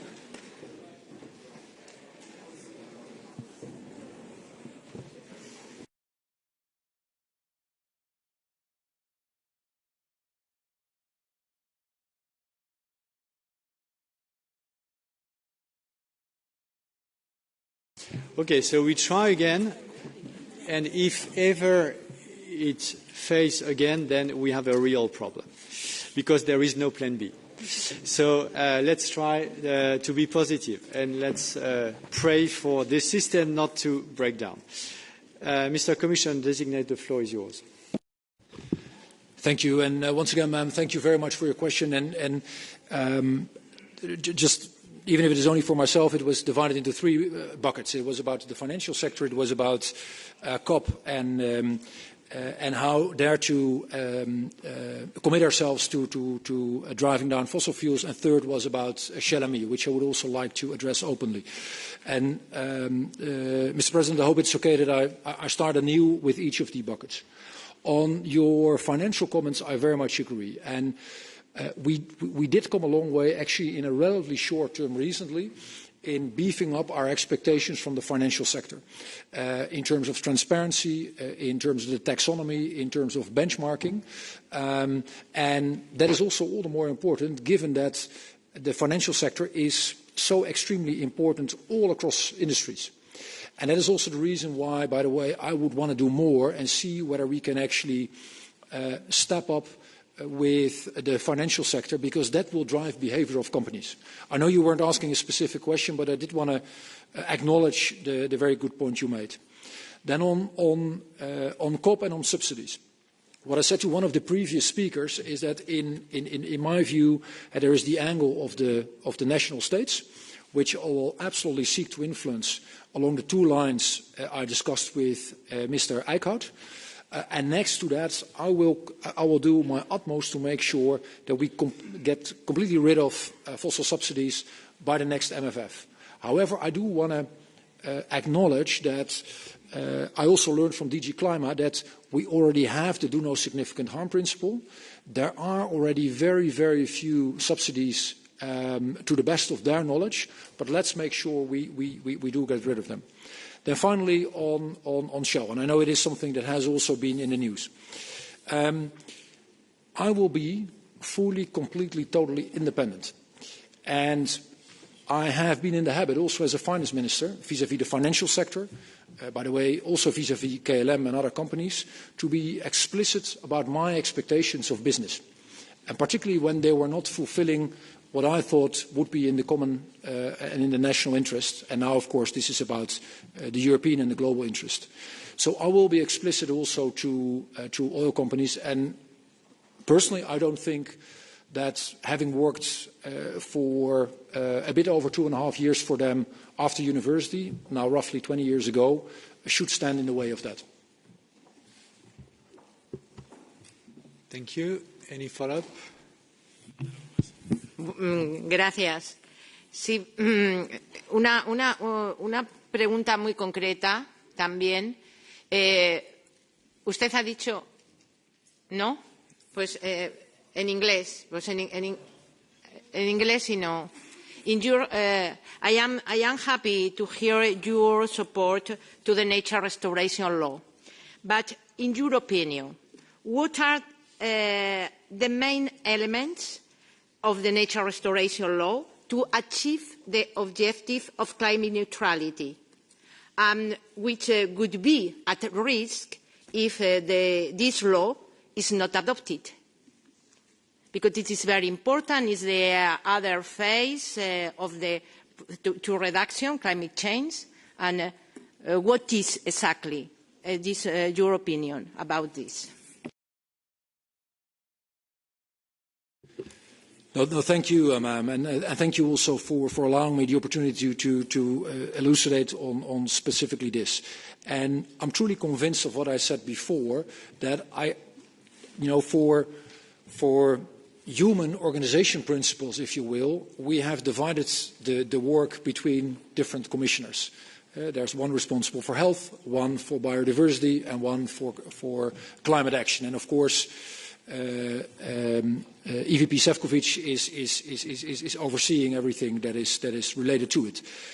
But in real life, when we go outside, nature and the planet and people do not make this distinction. So there is no alternative for addressing the fact that 60 to 70% of our soil is in a bad shape. And that for each of the three dimensions that I just mentioned, we should do more. And therefore, I will also support Commissioner Šefčovič in full, well knowing that we have a bit of a difficult summer behind us, I should say, and that I know there was also quite a lot of tension and friction here, leaving us with the situation that is not very common, where actually the ambition of the Commission is now higher than that of the Parliament, but we have to deal with that. And we have to deal with that in a fruitful manner. And what I will do is support Commissioner Šefčovič. I think that is also that belongs to be part of the college, if you will. Apologies for being a bit long, but I hope that answers your question.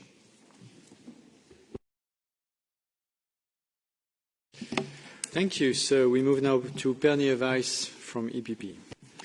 Thank you so much. Dear Mr. Hofstadt, the European climate law was adopted in the Parliament in June 2021 and provided the establishment of a European Scientific Advisory Board on Climate Change, a panel consisting of 15 independent scientific experts from a broad range of disciplines that evaluate policies and identifies actions to successfully achieve our climate targets. When the Scientific Advisory Board came to the Parliament a few months ago, they said that they are now working to publish a report, a report in the fall that assess how the consistency is in the Commission's policies with another in the Fit for 55 package. How do you expect to take into account the work and recommendations from this report? How closely are you considering to implement their advices? Because for the EPP, it is important that this is done in the way that we create, not destroy, jobs and economic opportunities in Europe. We want Europe to scale up its innovation and remain competitiveness. So I would like to ask you, how will you take on board also these very valuable recommendations on the consistency of the Fit for 55 files? Thank you so much. Vielen Dank, Frau Weiss. Und vielleicht ist es am einfachsten, wenn ich es auf Englisch mache. I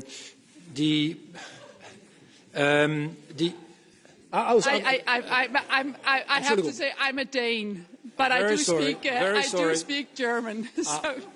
Tut mir wirklich leid, das hätte ich wissen müssen. Deep apology. It happens to the Dutch all the time, by the way. So I know a bit of the feeling, but apologies, ma'am. To your question, because I think it is precisely as you say. The advisory board is very explicit about these three different targets, and as I said before, I truly believe we should reach all three of them. But our obligation is to take our people and our industry and our business along. Now, if you zoom out and you look at this from a macroeconomic perspective, most economists actually think that yes, whilst this whole transition will completely change the structure of our economy, we can actually make sure we do that by keeping roughly the same number of jobs and same economic output. But that does require action. And one of the things I think we need to do, also looking at the US and their IRA, is making sure that we not only have sufficient funding through the Innovation Fund and beyond, but also speed up the delivery. So one of the things I plan to do is look at the Innovation Fund, but also beyond that, the scope of all our innovation money, and see whether we can land it at business more quickly than we currently do. That will be one. The second thing I wanted to mention, if I may, ma'am, is that we often talk about the largest corporations, and that they are very much the focus also of this conversation. But if you look at our economic infrastructure, you see that we have millions and millions of outstanding SMEs all across the various countries of the Union. And what I would like to organize, of course, together with others in the college, is making sure we start an SME dialogue how to actually make it through this transition. Because they are often the engines of change. And I think we should make it easier for them, so for companies large and small, to be part of this transition and prosper in it. Okay, let's try to be disciplined on time. Excuse me. Any follow-up? Yes, I do, and thank you so much, Mr. Hoekstra, for speaking to my SME heart, having had my own company for 10 years before joining this parliament. Now, you echoed something that makes me then ask you, because you also know the climate law, and that there is also in that a paragraph, a very important one, on the sector-specific climate partnerships, where research and industry and politicians, they meet and inform and inspire each other for the roadmaps of transition.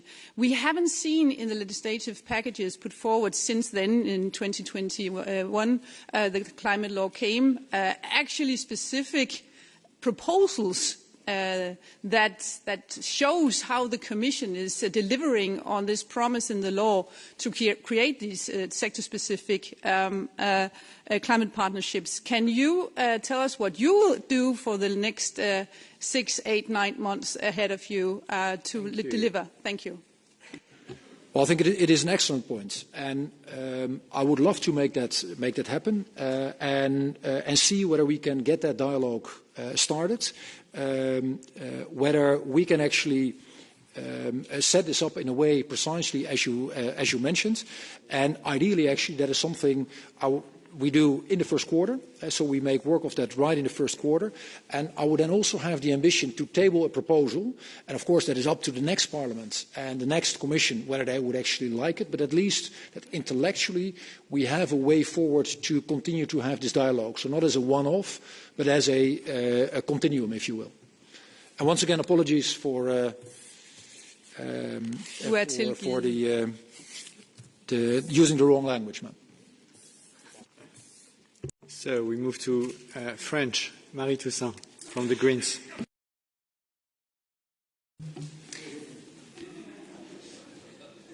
Merci beaucoup. Je vais donc vous parler en français. Monsieur Hoekstra, merci de venir nous voir.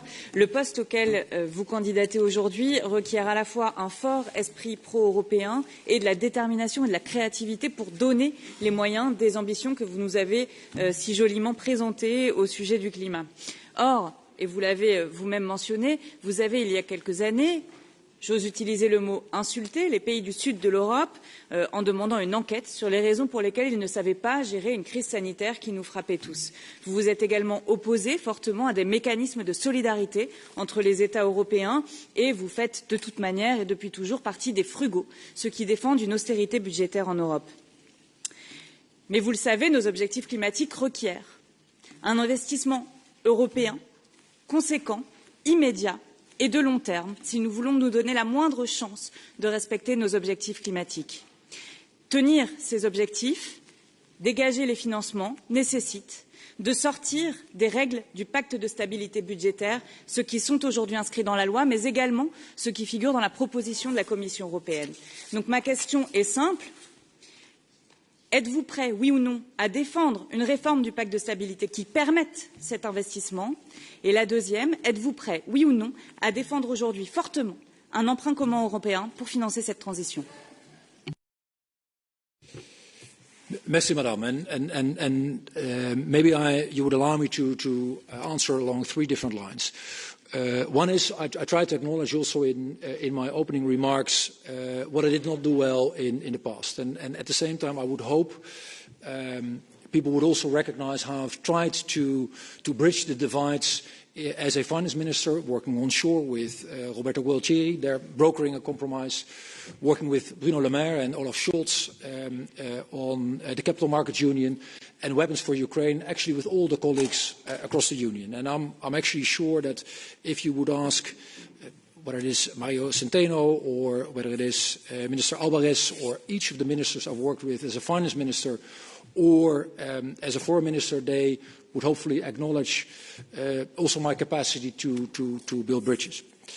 I think on your question related to investments and the SGP, I'm actually going to make it even wider.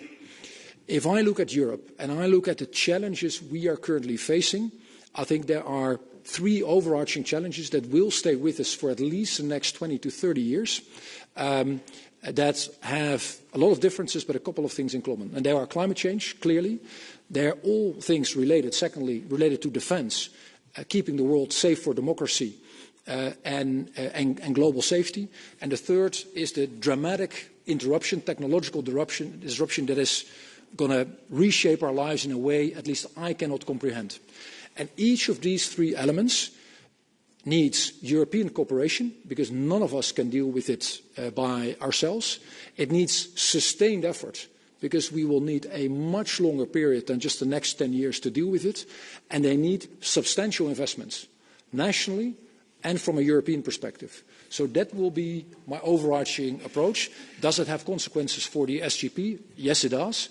And yet, of course, I have I'm fully committed to the changes that the Commission has already suggested to the SGP. Thank you. Any follow-up? Oui, c'est ce que je soulignais, c'est que la réforme qui est proposée par la Commission ne permet pas de dégager les investissements nécessaires. C'est d'ailleurs une analyse de Bruegel, qui n'est pas, comme vous le savez, un think tank particulièrement écolo, ni particulièrement de gauche, et qui a souligné ce fait. Je tiens à le souligner à mon tour. Monsieur Hoekstra, j'aimerais avoir une question supplémentaire, effectivement. Vous avez travaillé à la fois pour Shell, certes il y a un petit peu de temps, et pour McKinsey, qui est l'un des conseillers de ceux qui détruisent le climat. Je vous le demande. Vous serait-il possible de nous transmettre la liste des missions que vous avez exercées au nom de McKinsey, de sorte à ce que nous puissions étudier tout conflit d'intérêts? Et la deuxième chose, c'est quelle est votre réaction quand nous vous disons qu'il est difficile pour nous d'avoir comme commissaire pour le climat quelqu'un qui a travaillé pour Shell, puis pour McKinsey, lui-même au service des pollueurs. J'aimerais avoir votre avis parce que, au-delà des promesses que vous nous formulez, je n'ai pas entendu votre vision de ce poste et de la manière dont vous souhaitez changer de casquette. Merci. Thank you, ma'am, and thank you again for the opportunity to articulate my thoughts on this as well. My thoughts on this as well. And maybe one, I didn't have time, but one part of the answer to your previous question. As I said before, I truly think that therefore one of the things we need to organize, but that is actually next to the SGP discussion, is to make sure we create an own resource, and whether that will be a maritime levy or aviation or part of the ETS or CBAM, that we can talk about. Ideally, it's going to be a combination, but I think that is what we need, because otherwise we will be in the difficult situation of asking finance ministers for money, fresh money, every single time. It is much easier to create such a system. Secondly, I'll be completely transparent with you. I've never worked for the European Commission while at McKinsey. I've never worked for Shell or any other oil company while at McKinsey. And as I tried to stress, and I worked for them until 6 years ago, then I became a finance minister, I'll be very explicit to each and every company within the Union and beyond about my expectations. And as I did before, as a finance minister, and to a lesser extent because there was less interaction as a foreign affairs minister, I will be clear about my expectations of business. Thank you. We move to SND, Ellen Fritzen. Thank you. Thank you so much, Commissioner Designated, for your presentation. To achieve the European Union's climate goals, it is critical with action across all sectors, and you have mentioned that. And agriculture is the largest sector in the European Union that don't have a carbon price tag nor a sectorial target. Still, agriculture make up for 11% of European Union emissions, and to get Agriculture and food right is key to succeed with the Green Deal. Decreased emissions must go hand in hand with farmers' economy, you have spoken about that, and protection of nature, food security and increased biodiversity. So, however, it is no news that this Parliament is split on this ambition. So we know that the Commission is working on proposals to change that, and will you really push the work forward and lead to UNIT so that we can expect these important proposals early in the next mandate? So please, when is a question. And if a carbon price is introduced in agriculture, do you prefer system-based, what we called farm-level obligations, or on upstream commitments? How will you ensure that food stays affordable with a carbon price? Thank you. Wow, thank you very much. It's a number of questions. I think in one I'll try to answer them, ma'am, as good as I can. And let me once again start by also articulating vis-à-vis your question that there is no escape for none of the sectors to make sure they live and see through this change. And that is true for industry, that is true for us as citizens, it is true for maritime, it is true for aviation, and it is also true for farming. That is the reality. And it will not stay the way it was. The way we are farming today, and I know the Netherlands intimately well, in some ways it is specific and maybe different than in other areas of Europe, but this will have to change.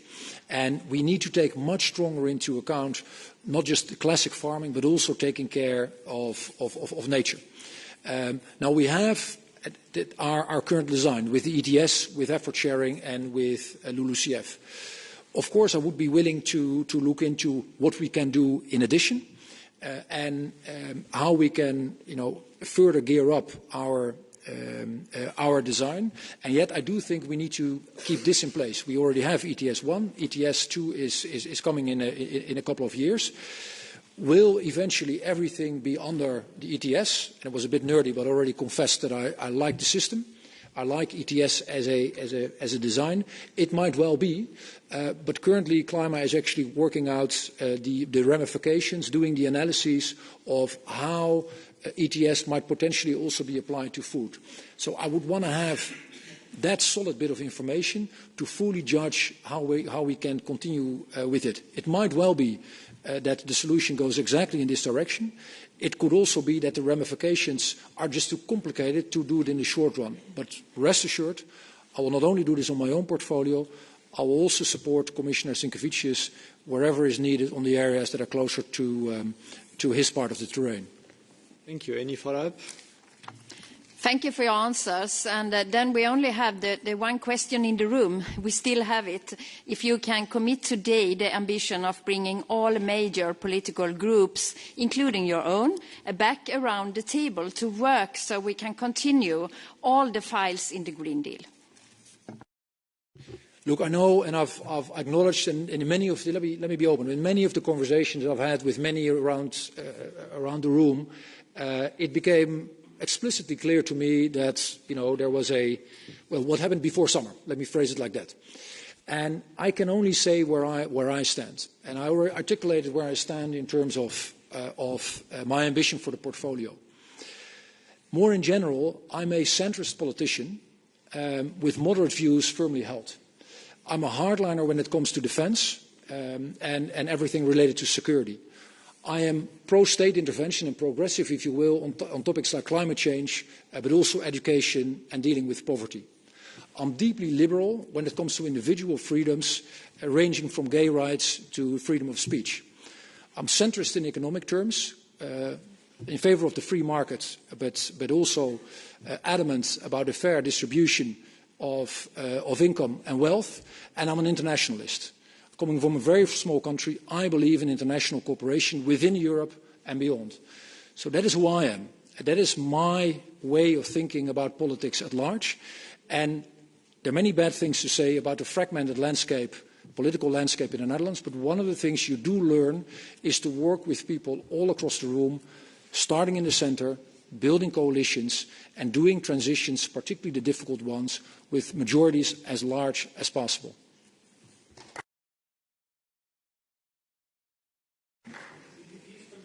Thank you. So we move to ECR, Rob Roos. Welkom, heer Hoekstra. Volgens commissaris Breton moet de Europese Unie de elektriciteitsproductie verdubbelen omdat de vraag toeneemt vanwege de transitie van verwarming, koeling en transport.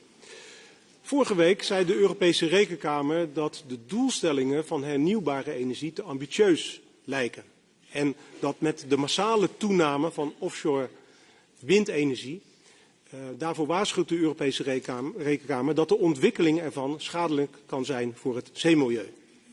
Tegelijkertijd kunnen we ons geen energieschaarste meer veroorloven. Want schaarste leidt tot koopkrachtverlies, oplopende inflatie en verlies aan concurrentievermogen van bedrijven binnen de Europese Unie. Maar gelukkig zijn er opties, kernenergie. En u baseert zich op de wetenschap en u zei ook dat we daar niet omheen kunnen. Nou, gelukkig zegt ook het IPCC en het Internationaal Energieagentschap dat kernenergie een integraal onderdeel moet zijn van de energiemix. Echter, de Europese Commissie speelt een belangrijke rol bij het vaststellen van de doelstellingen van het regelgevingskader en bevoordeelt de renewables, waardoor kernenergie het gewoon moeilijk heeft. Mijn vraag, aangezien binnenkort de doelstellingen van 2040 worden opgesteld, hoe kijkt u aan tegen het principe van technologische neutraliteit? Een gelijk speelveld voor kernenergie ten opzichte van renewables. En daarmee bedoel ik een gelijk speelveld en niet tijdelijk en ook niet onder voorwaarden. Dank u wel. Dank u wel. En misschien dat ik er 2 dingen over mag zeggen. Het eerste is, er zijn heel veel dingen die je kan lezen in alle rapporten die ik de afgelopen periode tot me heb genomen, die depressief stemmen als het gaat over de enorme impact van klimaatverandering. Er is 1 ding waar ik wel optimistisch over ben en dat is dat de technologie ons vaak in positieve zin verrast. En ik noemde al eerder de kostcurve van solarpanels. Als je ziet wat de IPCC aan kostenverwachtingen had voor 2050, nog maar een jaar of 8, 9 geleden, dan zie je dat we die al bereikt hebben in 2021. Dus die transitie gaat veel sneller. En op dit moment is solar, maar het geldt ook voor onshore en in mindere mate voor offshore wind. Daar zit een enorme winst in die we al geboekt hebben. En dat zal nog, is mijn verwachting, veel sterker worden. Dus daar ben ik optimistisch over en ook hoe dat een sleutel kan zijn naar de toekomst. Ten tweede over nucleair, want daar ging eigenlijk uw vraag over. Het verdrag is daar glashelder over. En dat is aan lidstaten zelf om te bepalen. En je ziet dat het onderwerp in heel veel verschillende landen op hele verschillende wijze wordt opgepakt. Soms helemaal ongeacht politieke kleur. Er zijn landen waar links en rechts het er hardgrondig over eens zijn dat ze door moeten met kernenergie. Er zijn ook landen waar het precies het tegenovergestelde is. In Nederland zie je dat steeds meer partijen zeggen het moet eigenlijk wel onderdeel zijn van de mix. Sommige partijen zeggen dan daarbij, maar het moet ook niet groter. Ik denk met wetenschappers dat we het op dit moment ons niet kunnen veroorloven om kernenergie uit te sluiten. Maar het is aan de lidstaten. En wat wij altijd moeten doen is, en iedereen die Tsjernobyl heeft meegemaakt, die herinnert zich die verschrikking. De veiligheid moet bovenaan staan, 1. 2, we moeten op een verantwoorde manier omgaan met nucleair afval. En 3, we moeten natuurlijk altijd kijken naar wat het meest kostenefficiënt is. En dan kom je overigens op een ingewikkelde vraag op nucleair wat er al staat versus nucleair nieuw te bouwen. Maar grosso modo is mijn antwoord hopelijk helder en gaat denk ik ook in de richting die u verwachtte. Nou, het is nog niet helemaal helder, want eigenlijk vraag ik dus om technologische neutraliteit. En wat er nu gebeurt is dat renewables, die worden echt bevoordeeld ten opzichte van kernenergie. Dus het zou mooi zijn als de commissie daar gewoon een belangrijke rol in kan spelen en een duidelijke uitspraak erover doet. Want als er geen gelijk speelveld is, dan is het voor lidstaten heel moeilijk om daarvoor te kiezen, want dan is het gewoon veel duurder. Renewables hebben eerste toegang tot het net, hebben ook subsidies. Het is gewoon geen eerlijke rekensom. En Frankrijk heeft laten zien dat het gewoon werkt en dat het veilig is. En Maar als wij quota's hebben voor renewables, en dat zit op dit moment op 42,5%, ja, dan wordt het voor lidstaten dus heel moeilijk. En ik vraag aan u, bent u bereid om daar technologische neutraliteit in te brengen? Hè? Dus niet wat landen zelf willen, want dan moeten landen dat ook wel kunnen, omdat het eerlijk is. En ja, uiteindelijk is het in ieders belang, want we hebben niet minder, maar meer energie nodig. Dat heeft de heer Breton gezegd. Dus, No. Sorry. It was 45 seconds only. Dus graag nog duidelijkheid daarover. Dank u wel. Ja, met alle waardering. Ik denk dat ik die duidelijkheid echt gegeven heb. En we moeten volgens mij een paar dingen uit elkaar trekken. Eén, nucleair mag gewoon onder het verdrag. Full stop. En de meeste projecties gaan ervan uit dat we nu ongeveer 13% hebben en over een aantal decennia nog steeds ongeveer 13% zullen houden. Wat in de praktijk betekent dat er centrales bijkomen. Twee, en dat zeg ik overigens persoonlijk met waardering, maar daar gaat het eigenlijk niet om. Je ziet dat de kosten van renewables dramatisch naar beneden zijn gegaan. En dat is ongelooflijk goed nieuws. En met name solar. Nou, ik zie u met uw hoofd schudden, maar mijn indruk is echt, als je kijkt naar die kostcurves, dat er enorme winst is gemaakt. Maar heel graag bereid om ook met u daar nog het gesprek over aan te gaan. Ik denk dat dat wel degelijk helpt en dat dat wel degelijk werkt. En u heeft gelijk, landen maken hele verschillende afwegingen. Nederland heeft 2 centrales, wil daar meer bij bouwen. Frankrijk heeft al sinds jaar en dag centrales, dus ook breed over het politieke spectrum wordt het gedragen. Hetzelfde geldt voor Finland. Duitsland heeft juist met relatief brede samenstelling gekozen voor de atoomausstiek. Dus landen maken daarin hun eigen afweging. En volgens mij is dat ook de diversiteit die recht doet aan onze Unie. Thank you. We move to ID, Aurélien Beigneux. Merci, Monsieur le Président. En reprenant le pacte vert laissé par votre prédécesseur, vous aurez la possibilité de continuer la marche forcée vers l'écologie punitive ou d'aller vers une écologie de bon sens qui prend réellement en compte le quotidien de nos citoyens. Le pacte vert a été mené sans concertation avec les acteurs locaux, sans mener d'études d'impact quand on le demandait et sans s'assurer que notre continent reste compétitif face au reste du monde. En abandonnant la filière nucléaire, l'Europe a détruit un héritage technologique qui nous offrait la prospérité énergétique. Aujourd'hui, l'Europe revient au XVIIIe siècle en rouvrant les centrales à charbon. Le bilan environnemental est catastrophique, mais la Commission est dans un déni presque pathologique. En février 2022, Frans Timmermans déclarait que le coût de la guerre énergétique contre la Russie serait douloureux pour les Européens, mais qu'ils n'avaient pas le choix et que leur seule porte de sortie pour faire baisser les factures serait d'appliquer sans limite le pacte vert. Diriez-vous la même chose aujourd'hui aux Européens ? Nous avons besoin de remettre en cause sans tabou les traités de libre-échange et de dresser des protections économiques robustes aux frontières de l'Union. Quel est votre avis sur ce sujet? Allez-vous céder aux injonctions de la Commission? Si vous prenez la place de Frans Timmermans, écoutez les contestations contre le pacte vert, écoutez l'opposition et le peuple européen. Je vous remercie. No, thank you, ma'am. I don't know the exact quotation you were referring to, but maybe allow me to say a couple of things. The horrible war the Russians are waging in Ukraine, of course, in the very first place affects the faith of the Ukrainian people, and I can only salute their bravery in standing up for their country. But of course, it also affects all of us in Europe and across the globe, although of course in a completely different manner than it affects the Ukrainians. Let me be clear about that. What we have learned the hard way, and I already made the analogy to the Netherlands, what we've learned the hard way is that our ambition to be energy independent, we didn't take seriously. At least not in the Netherlands, and I think in many other countries it was roughly the same. We only got more dependent on Russia. What we saw in terms of price increases was therefore not so much driven by the green transition, only by a very small proportion actually. It was more driven by our desire to now finally get rid of Russian imports. We should have done it earlier, and to me it should be a lesson in terms of how we deal with raw materials coming from China but also from other places across the globe, because it is a liability. It is a liability and the price is very high. And you open yourself up to all sorts of ramifications if you are at the receiving end of diplomacy of others who might want to use this vis-à-vis Europe. On nuclear, I've already said to the previous speaker that is entirely up to member states, and I'm sure you are a fan, and some others might not, but that is part of not only the taxonomy but also of the treaty, and both I will, of course, stand for in full.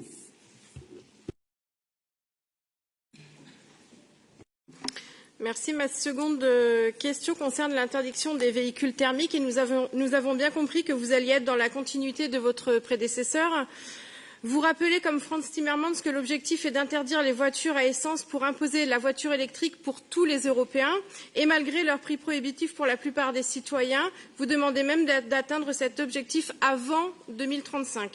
Comme Frans Timmermans, vous essayez de nous faire croire que la voiture ne pollue pas, la voiture électrique en tout cas, mais c'est mentir aux Européens. Que faites-vous de l'extraction des métaux rares pour produire les batteries électriques? Que faites-vous de la pollution que cela représente en Chine, au Chili ou au Congo?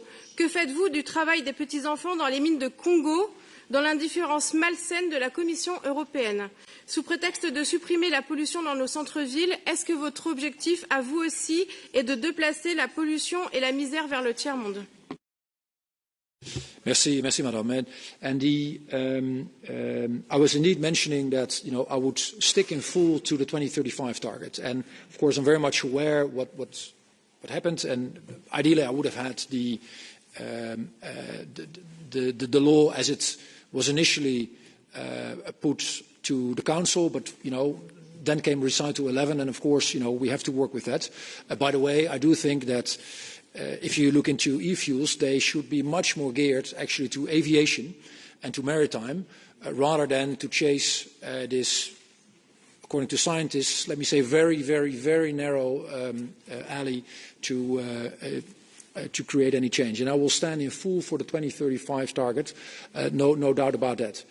I'm actually optimistic that we will see success here. And the reason is that, as with the cost curve of solar, if you look at what happened in Europe with the car sales of electric cars, you saw that it was at only a couple of percentages, or maybe even less, 2, 3, 4 years ago. And now you see that union-wide, we are 21% last year of total car sales electric, and some countries, for example Sweden, is already way above 50%.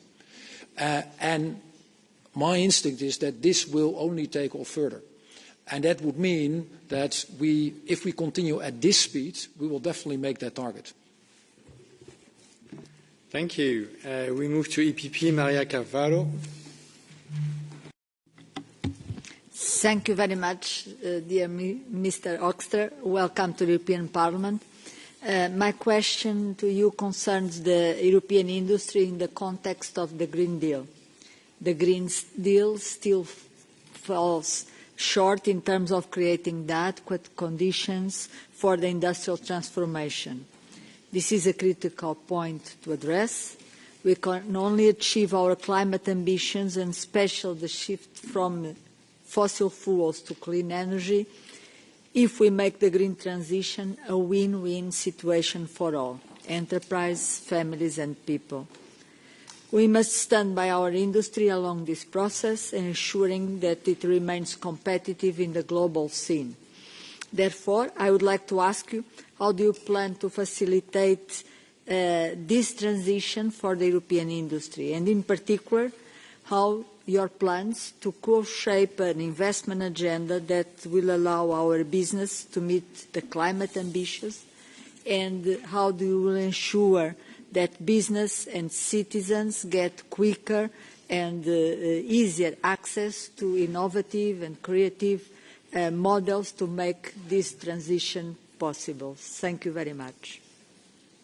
Thank you, ma'am. And truly excellent point. And I think the good news is here that if you look at what has happened in the last couple of years, we saw actually very few companies leave.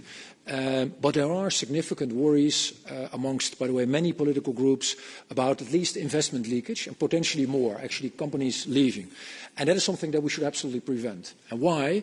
Well, first of all, it would have all sorts of ramifications for our people in terms of jobs, for our economic growth, and then companies would leave, but it wouldn't contribute to driving down emissions. So it is bad in two different ways.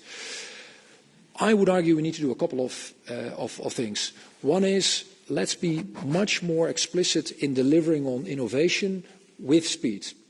I think actually if you compare the IRA with our infrastructure and you add up all the innovation and climate money in the MFF, in the RRF, of course in the innovation fund itself, but also if you add up the ETS proceeds, we're doing a massive amount of money in terms of innovation.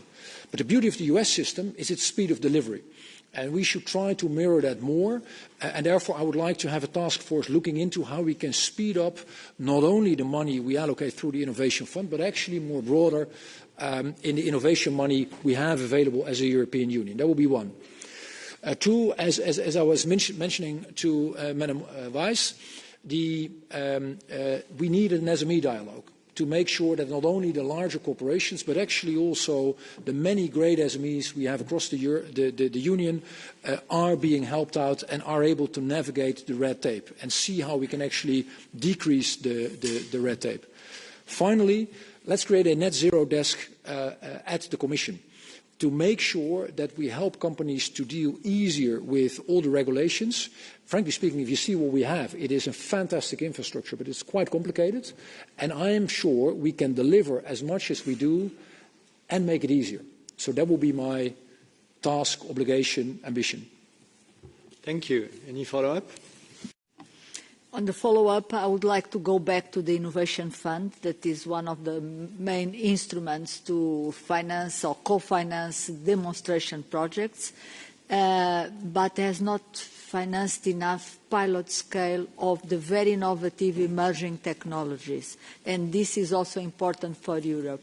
How do you see the Innovation Fund also in that role, pushing the pilot scale and the scale-up of the very innovative technologies that the industry in Europe needs and requires? Thank you. No, thank you. And it is indeed as you say. And I was already making the point of, I think we do ourselves injustice when we only focus on the 40 billion, which is part of the Innovation Fund. That there's actually, it is factors more if you add up all the innovation money that we have available through the Union, but also at a member state level. But I would be the first to seek to do more if that would be needed. I think that is one. And indeed, we are doing great projects. What I learned about, for example, Tango in beautiful Sicily, but also the battery example of Poland, I think these are fantastic examples of how to do this and make sure we actually get this industry in Europe, rather than increasing our dependency on others. Have it ourselves and have our people work on it. Now, one of the things we are changing, and I think that is actually very smart, is to not only focus on, let's say, the entrepreneurial phase and the true innovation, but also the scale-up and the rollout, which was something I think slightly underdeveloped in the initial design of the Innovation Fund. And actually, the two are extremely important, the innovation itself, but also the reach and relevance, if you will, across the Union. So both should be part of the design. Thank you, ma'am. Thank you. And we move to Renew and Jan Huytema. Dank u wel, voorzitter. Beste kandidaat commissaris. Ik heb dit keer geen vraag over uw cv of over Haagse politiek. Nee, ik heb een vraag over de mensen die nu zitten te kijken. Zoals een Albert Tromp uit Spannem, een Erik Dauma uit Sneek en Jan Batteram uit Elst. De afgelopen jaren hebben we een groot pakket van klimaatmaatregelen aangenomen. Ambitieus. Ik denk dat het ook goed is. Maar hoe gaat u ervoor zorgen dat bedrijven in de Europese Unie ook kunnen blijven concurreren met derde landen? Hoe kunt u ervoor zorgen dat ze de nieuwe regels goed begrijpen en dat ze ook investeringen kunnen aantrekken om die concurrentiepositie te behouden? En dat we ervoor zorgen dat Nederlandse bedrijven, Europese bedrijven hun spreekwoordelijke kaas niet van het brood laten eten. Veel dank. En het is absoluut hartverwarmend dat er in ieder geval 3 Nederlanders vrijwillig of semi-vrijwillig naar deze hearing zitten te kijken. Maar het is inderdaad wel precies zoals u zegt. En als ik goed geluisterd heb, dan zijn het overigens de kijkers zijn mensen die ook bij u uit de regio komen. Maar het geldt natuurlijk voor iedereen in de hele Europese Unie. Voor alle mensen die met een winkel begonnen zijn, een onderneming zijn gestart, die dolgraag mee willen doen aan deze transitie, maar zich ook afvragen hoe ze daar het beste invulling aan kunnen geven. Hoe om te gaan met Europese regelgeving. En ik denk dat ik ben het uitgebreid ingegaan op het punt over het innovatiefonds. Maar ik denk wat we daarnaast tenminste moeten doen zijn 2 dingen. Heel serieus kijken hoe we ondernemers kunnen helpen. Ervoor kunnen zorgen dat we red tape verminderen en dat we in wat de overheid, overigens ook in Nederland, toch vaak een beetje is, een labyrint waarin het lastig is de weg te vinden, hoe we ervoor kunnen zorgen dat we het eenvoudiger maken.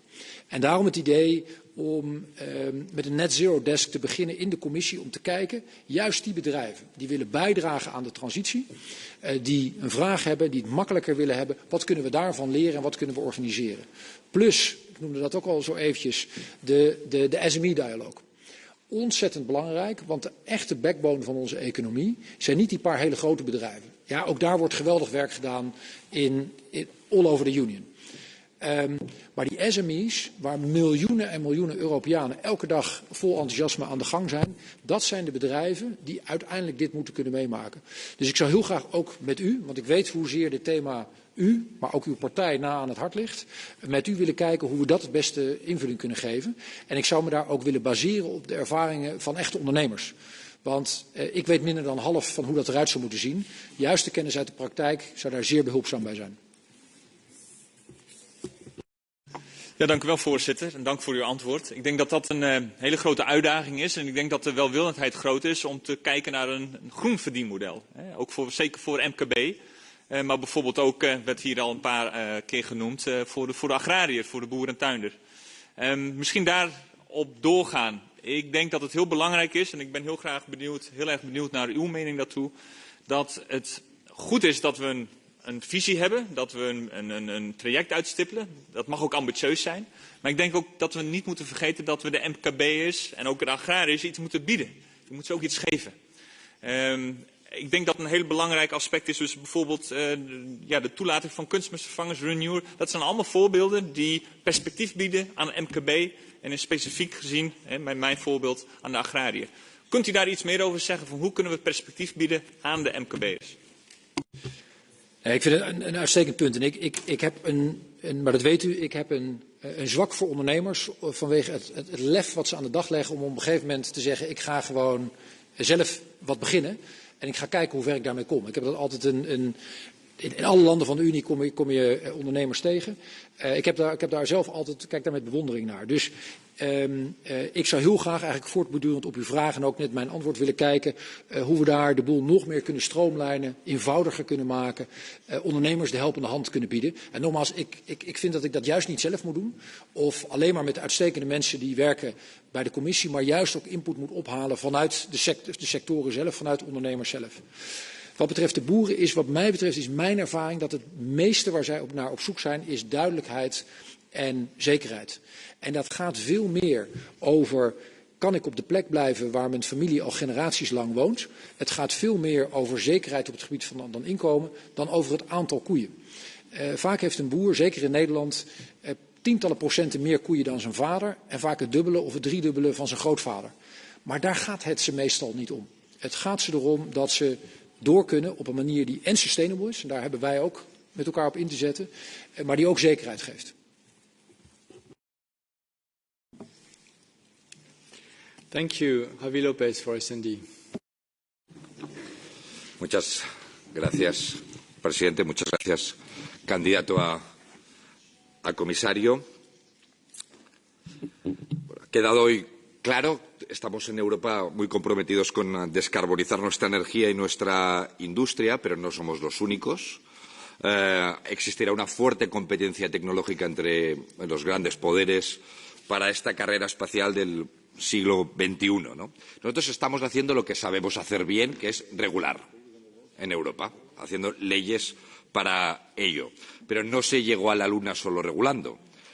Se le hicieron falta recursos y mientras otros están movilizando grandes cantidades de recursos públicos, para nosotros, para apoyar a la industria y la transformación tecnológica, siempre acaban siendo pocos, tarde y muchas veces relocalizados. Y usted se puede encontrar como miembro del Colegio de Comisarios con el debate sobre la creación de un fondo de soberanía europeo para apoyar a la industria y esa transformación tecnológica. Y mi pregunta es, ¿qué opinión tiene usted sobre utilizar esta experiencia del Fondo de Recuperación de la Deuda Común para apoyar a la industria en la transición ecológica y si está preparado para dejar atrás también prejuicios nacionales cuando lleguen los debates sobre cómo se gastan los fondos europeos?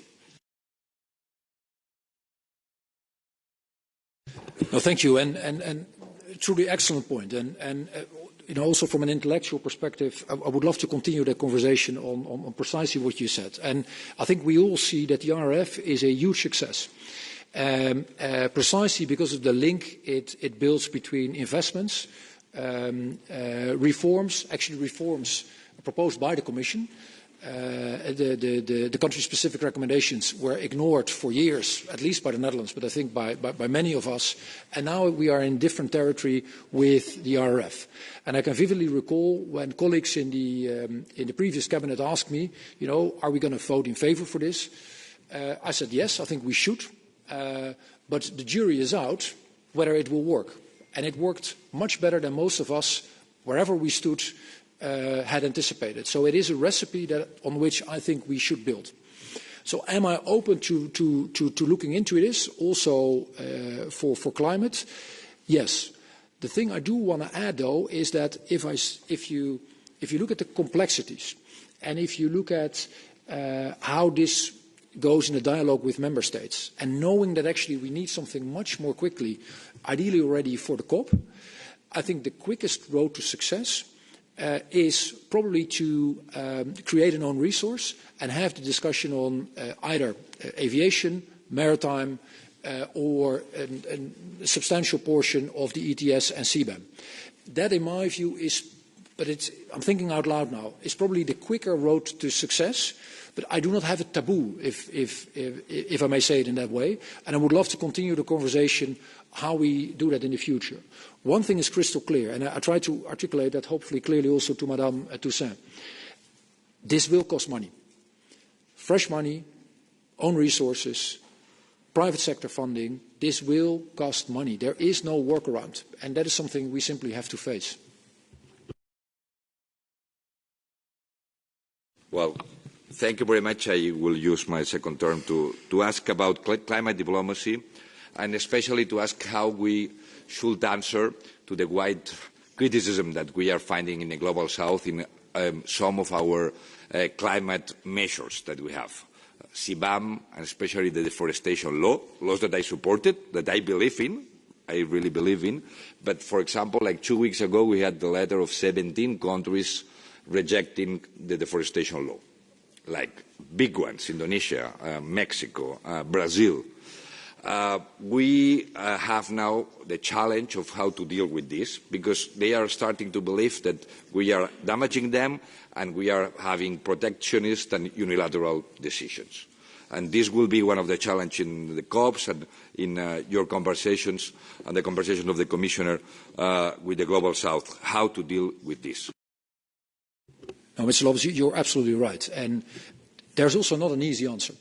And one of the things I learned once again, also in the last 2 years, is that, even discussing something that is so close to our heart as freedom and sovereignty of Ukraine, I fully appreciate and understand that our friends in the Global South are in itself completely in tune with us on that topic, but then ask, well, if that is a global crisis, how about the global crisis we are facing in our own neighbourhood? And I think it is a fair question to ask from us.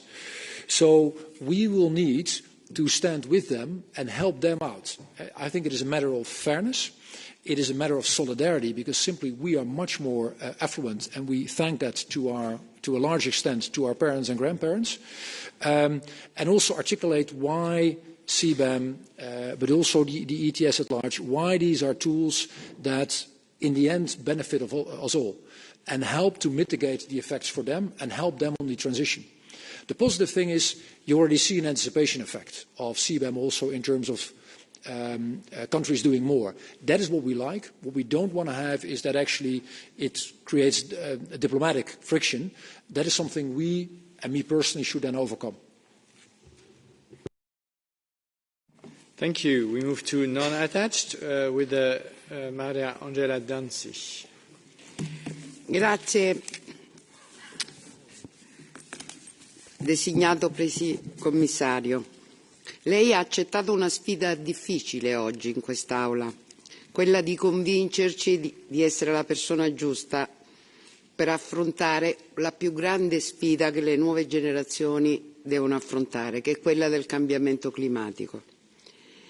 E lo ha fatto con intelligenza questo tentativo, ammettendo gli errori che ha compiuto nel passato e probabilmente mettendo su questo tavolo anche la sua alleanza passata con i cosiddetti paesi frugali, dove potrà agire, se le sarà confermato questo incarico, utilizzando la diplomazia, perché se è vero come è vero quello che ha affermato, che vuole continuare a cambiare e a continuare a portare avanti la strategia per il cambiamento climatico e quindi la salvaguardia della biodiversità, il contenimento del consumo del suolo, che non ci sembra molto ambizioso in questo momento, questo può essere fatto solo se ci sono risorse finanziarie, quindi entrate nuove e quindi debito sovrano, cosa di cui noi siamo fortemente convinti.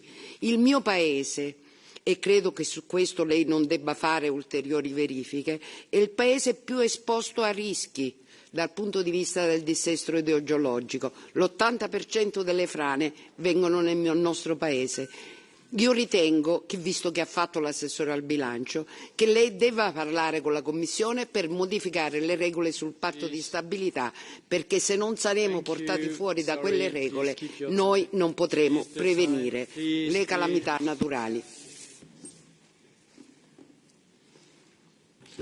Molto grazie signora e anche molto grazie per la nostra conversazione molto personale, molto privato che noi abbiamo fatto.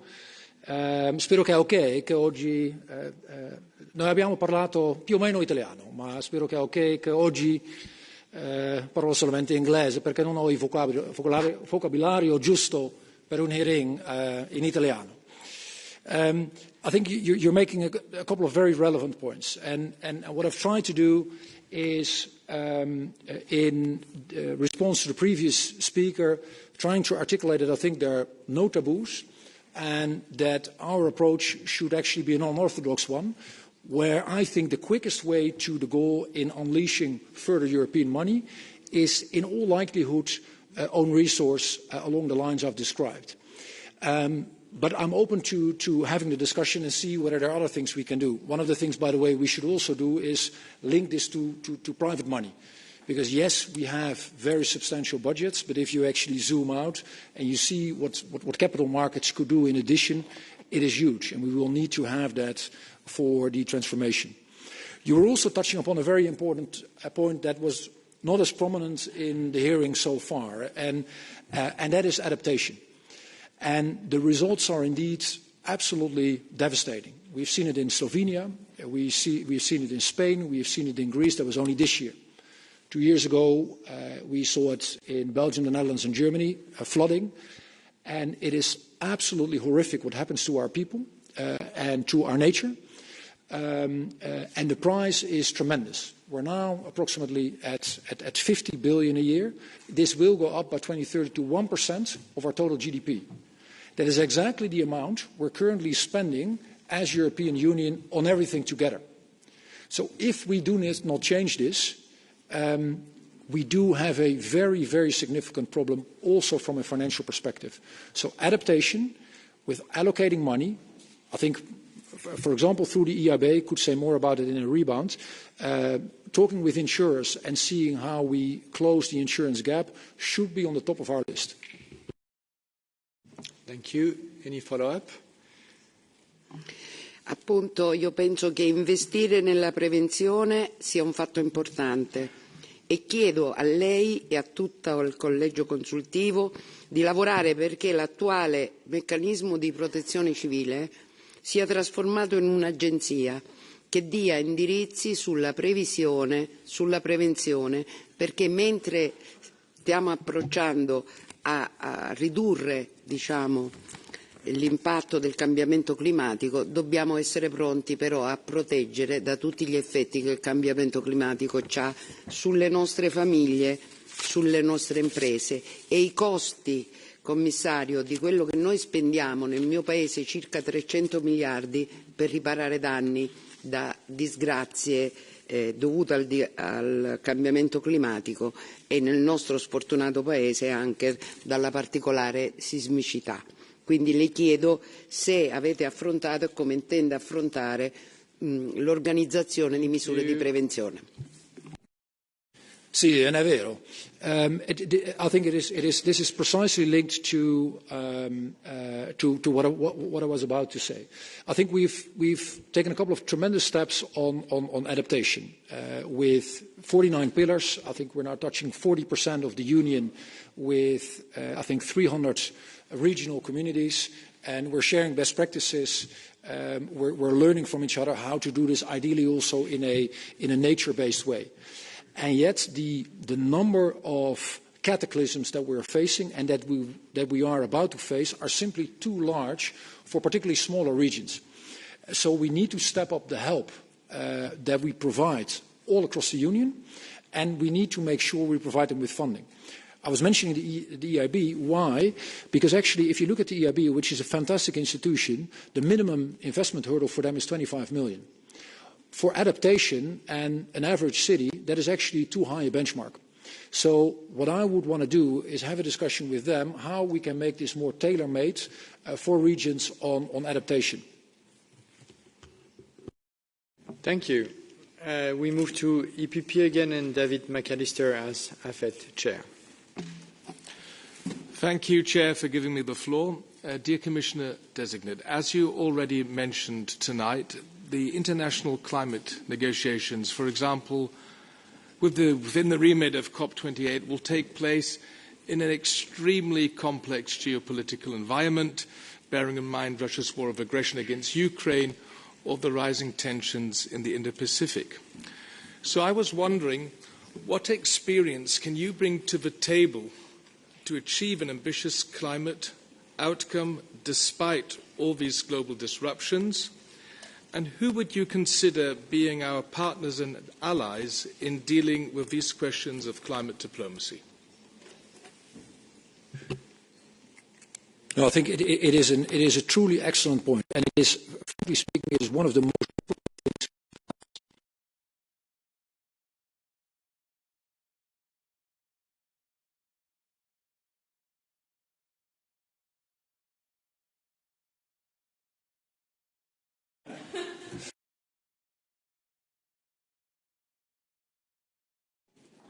Does it work? Okay. Is it okay, Chair, if I start anew? Okay. So I think it is an excellent point, and the point. It's not me, is it?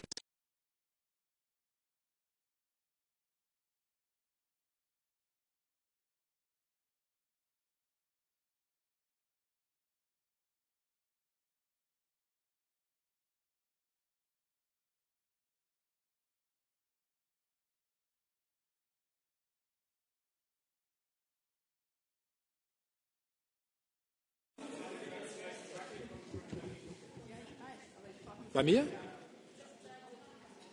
Timo, meinst du bei mir, oder? I can unplug this if that is... Should I try? Does it work now, or is it better? No? Okay. This one is working. I could borrow you.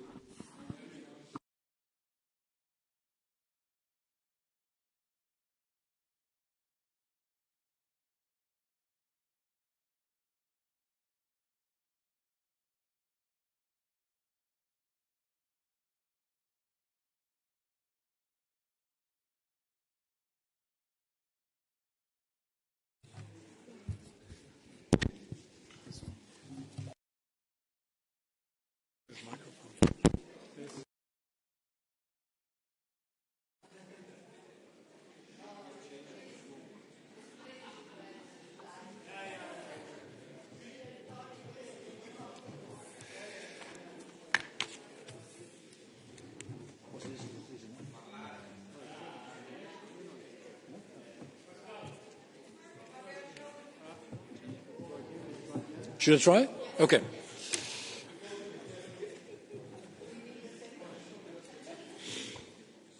Okay, so let's try again. Mr. McAllister, I'm going to do a third try. I was about to say that I think this is a truly excellent question, and it is potentially the most difficult thing of the whole endeavour. Because yes, there is a lot more, and many of these things are tremendously difficult of what we need to do back home. But if you then zoom out and you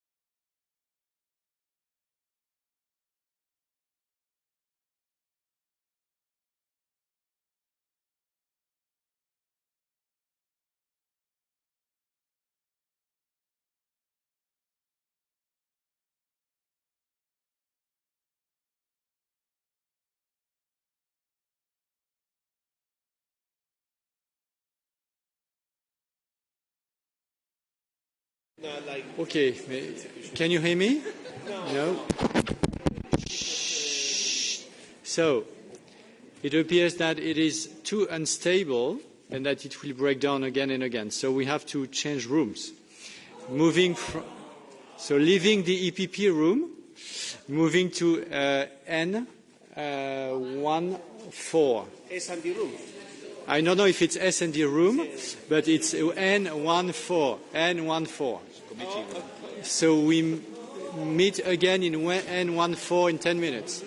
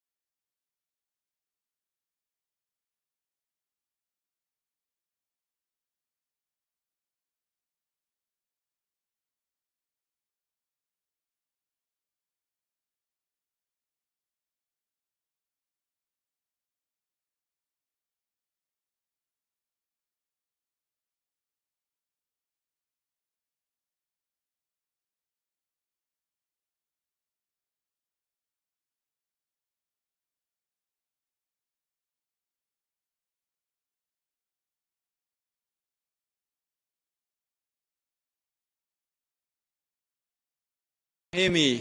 Yes. Okay. The mics are working? Okay, fine. So no? we are trying to start again and to resume. Thank you. Thank you. So you were about to respond to the brilliant question from our AFET chair on COP28 and climate diplomacy. Floor is yours. Does it work automatically? Is it working? Okay, okay. Excellent. Sorry, I didn't want to make you nervous, but... Mr. McAllister, once again, thank you for the excellent question and some good things coming forward. But I'll do my utmost to respond to it with all the seriousness your question deserves. And I was about to say that this is indeed the one thing that I think should most keep us awake. Because yes, there is a tremendous amount of stuff we need to do within the European Union, and there is no easy way out in driving down the 7% of emissions that on a global scale we are causing. And we need to do much more in all sectors. Having said that, the 93% is what should worry us. And it is not only a matter of solidarity and fairness, but also, if that would not be sufficiently convincing, of self-interest to make sure that these emissions are also being driven down. Because if that doesn't happen, climate change will still be a fact. It will still have much worse effects, particularly in Europe, where things are heating up much more quickly than on average. And we're facing an extremely difficult terrain because of the war in Ukraine and of course vis-à-vis Russia and its allies, but also given the tensions in the global Pacific, but also the more tensions situation and the disputes we might have with, for example, China on human rights or on domestic interference and a range of other topics. But that should not keep us away from engaging with them and making sure that with the Chinese, with our friends in the US, with our friends in India, and with all our friends in the global south, we truly put this in motion. And we look for what unites us, even though we can easily find a whole bunch of topics on which we actually do not yet agree. But that is what diplomacy is for, looking for what you can do together, even if you agree to disagree on difficult other items. Let me pause there, and Chair, maybe one question. I don't have a timer here, okay. So just to prevent that I'm going to be too long. So it's okay, and we will move to the follow-up from Mr. McAllister, and we will bring you some timing. Alles was duidelijk. Dank u wel. Okay, thank you. Appreciate it. We move to Sylvia Modig from the left. Silvia. Thank you, Chair. And Mr. Hoekstra, for your sake, I hope this technique works, because the next option is the left group room. So, Mr. Hoekstra, I've been really listening to you without any prejudice, trying to listen to what you say. And your answers are not the problem here. It's the contradiction between your words here and your previous actions. Because we in the left, we believe that we should change the system, not the climate. And looking from the left, your track record presents the system. Working in oil companies, working at McKinsey, which is a leader in advising the most environmentally dangerous companies, is in so big contradiction to your words here, which I have liked. I have liked your answers. But you must see the contradiction yourself. You said, for example, that you find it unethical that there are still players, despite that they know the facts of the climate crisis, they keep going with their destructive business models. Well, isn't that the clientele of McKinsey? So you must see the contradiction yourself. So that's why we need more concrete measures. Energy Charter Treaty, a treaty which many McKinsey clients love, that is a treaty that allows coal, oil and gas corporations to sue states if they take climate actions. As you probably know, the Parliament has taken a stand that we are for a coordinated exit from the treaty, and even the Commission has stated that when the modernisation is not going forward without modernisation of the treaty, it's against EU legislation. So, are you going to take us out from the Energy Charter Treaty, which is completely absurd that we even have such a treaty in these days of climate crisis that protects fossil investments. So are you going to take us out of the Energy Charter Treaty, and what would be the concrete steps to do so? Well, thank you, ma'am. And regardless of your criticism, which of course I fully appreciate, may I say that I tremendously appreciated the very open conversation you had on the topics that we do share. And I would argue, even though that might not be convincing for you, that as a finance minister, working on green bonds, as a party leader, establishing a very green coalition agreement, as a foreign affairs minister, making climate action part of the conversations, even though the list was already long to discuss with my various counterparts. I would argue that actually I have done justice in full to the topic, even though I was not the climate minister, I was the finance minister and I was the foreign affairs minister. And I hope that with articulating my crystal clear ambition, what I want to bring to the table, well, maybe not convinced you, but at least gave you insight into what my ambition is. And the easy thing would have been to stay at home and as a caretaker government, see what the future would bring. But I think this is also an area where all of us should take responsibility. That is what motivates me, this and the enormity of the problem we're facing. To the specific question you were asking, what I will do, and I'm not intimately familiar with the exact position of the Parliament, nor with the exact wordings the Commission has used so far, but what I'll absolutely do is stick to the same line the Commission has had so far, and in general, and to the positive amazement of some, and others might have been more critical, I will in full take the work of Frans Timmermans, go for continuity and go for ambition, and outreach should be part of the package. That will be my approach. So I hope, even if it doesn't convince you, you feel it is the right direction to take. Thank you. Follow-up? Yes, please. Okay, Financial Minister, it would be wiser for you to say that you kind of regret now that you have learned about the climate and the science, and now when you look back at your actions, you see that you could have done differently. Just a hint. But you chose this line. But Financial Minister, let's talk about the finance. Bridgetown Agreement. What's your thoughts on that? And how do you see that? Because we need global climate finance. And it's really hard to earmark money in this House. It's really hard in the COP meetings to get agreements on sufficient finance for the global South. So how would you, as a finance guy, then renew the institutions, the global finance institutions, that we will get the money flow needed for the global South to be able to participate, because their demands are quite valid? No, thank you, and I think it leads back to a couple of the things that I said before. I think there is no workaround of the fact that this will cost substantially more money than what we're currently allocating to it. That is simply the reality, and that will involve fresh money, as finance ministers typically call it. It will include loans, and it will include a very substantial. Thank you, ma'am. A very substantial chunk of private money. And that all combined can hopefully do the trick.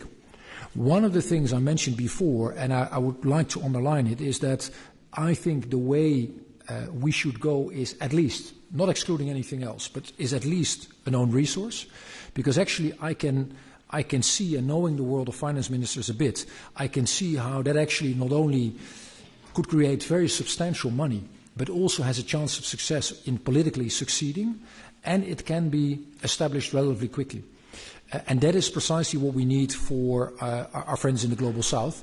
And as you said, but I stated that before, we have the obligation, from a fairness perspective, from a affluence perspective, we have a lot more money, but also, if that all is not convincing, from the perspective of doing something for a problem that would otherwise hit us in any case, do more.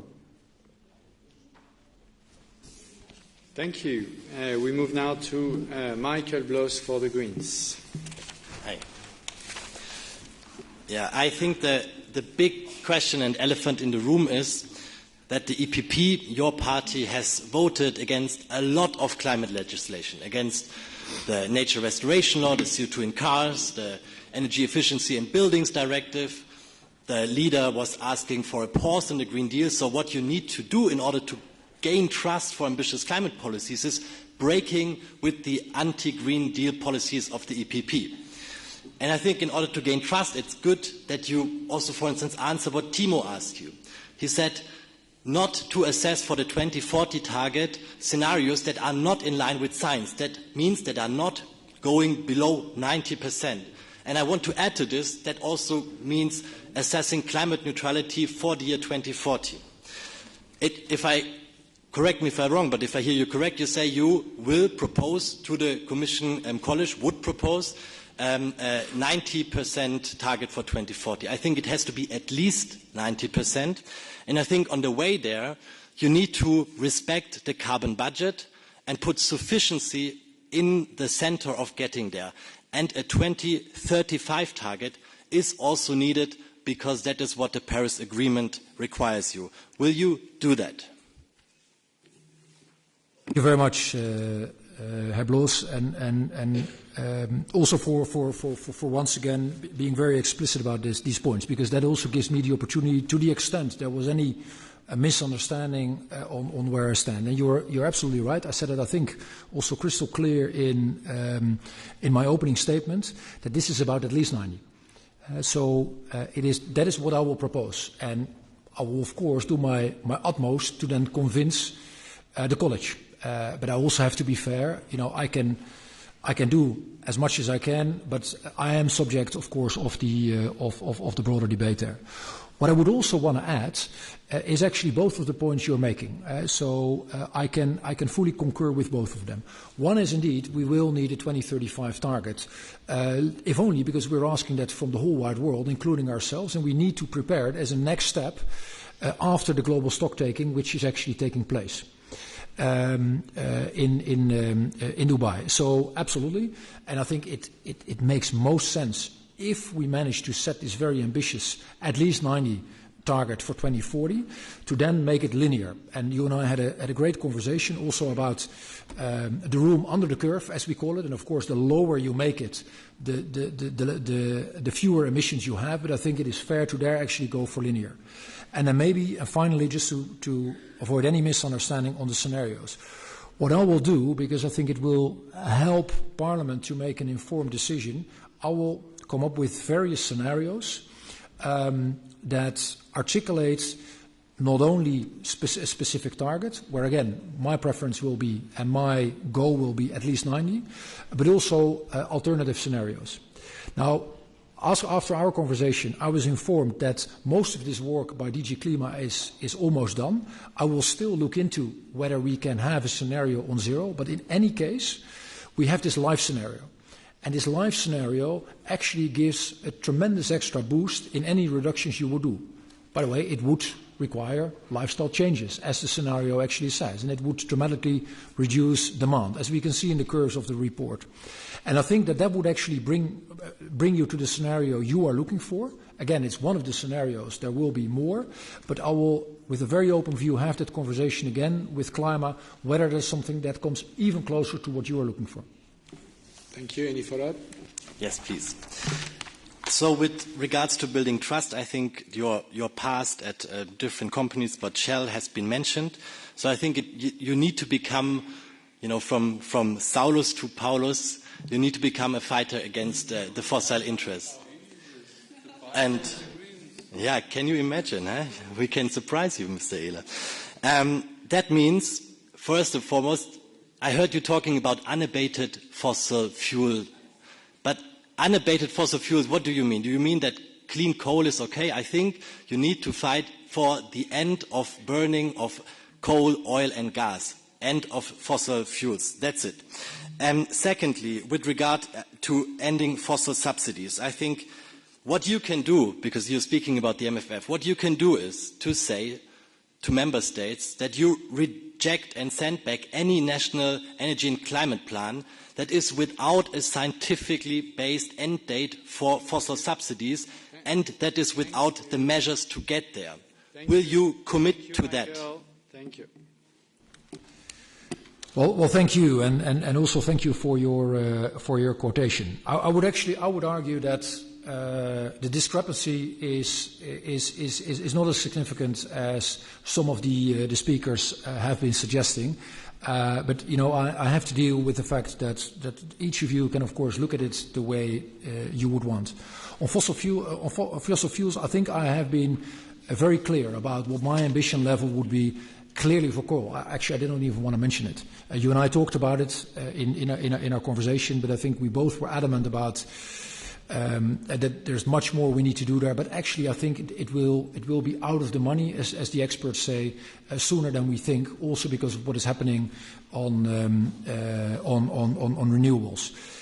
Gas is a slightly different story, and that might not be to your liking, but it is part of the taxonomy as a fuel of transition. I think that is the phrase that is being used, and I think I need to take the taxonomy in full. I cannot change it. I don't want to change it in a hearing. That's not up to me. It is something that was discussed at length here.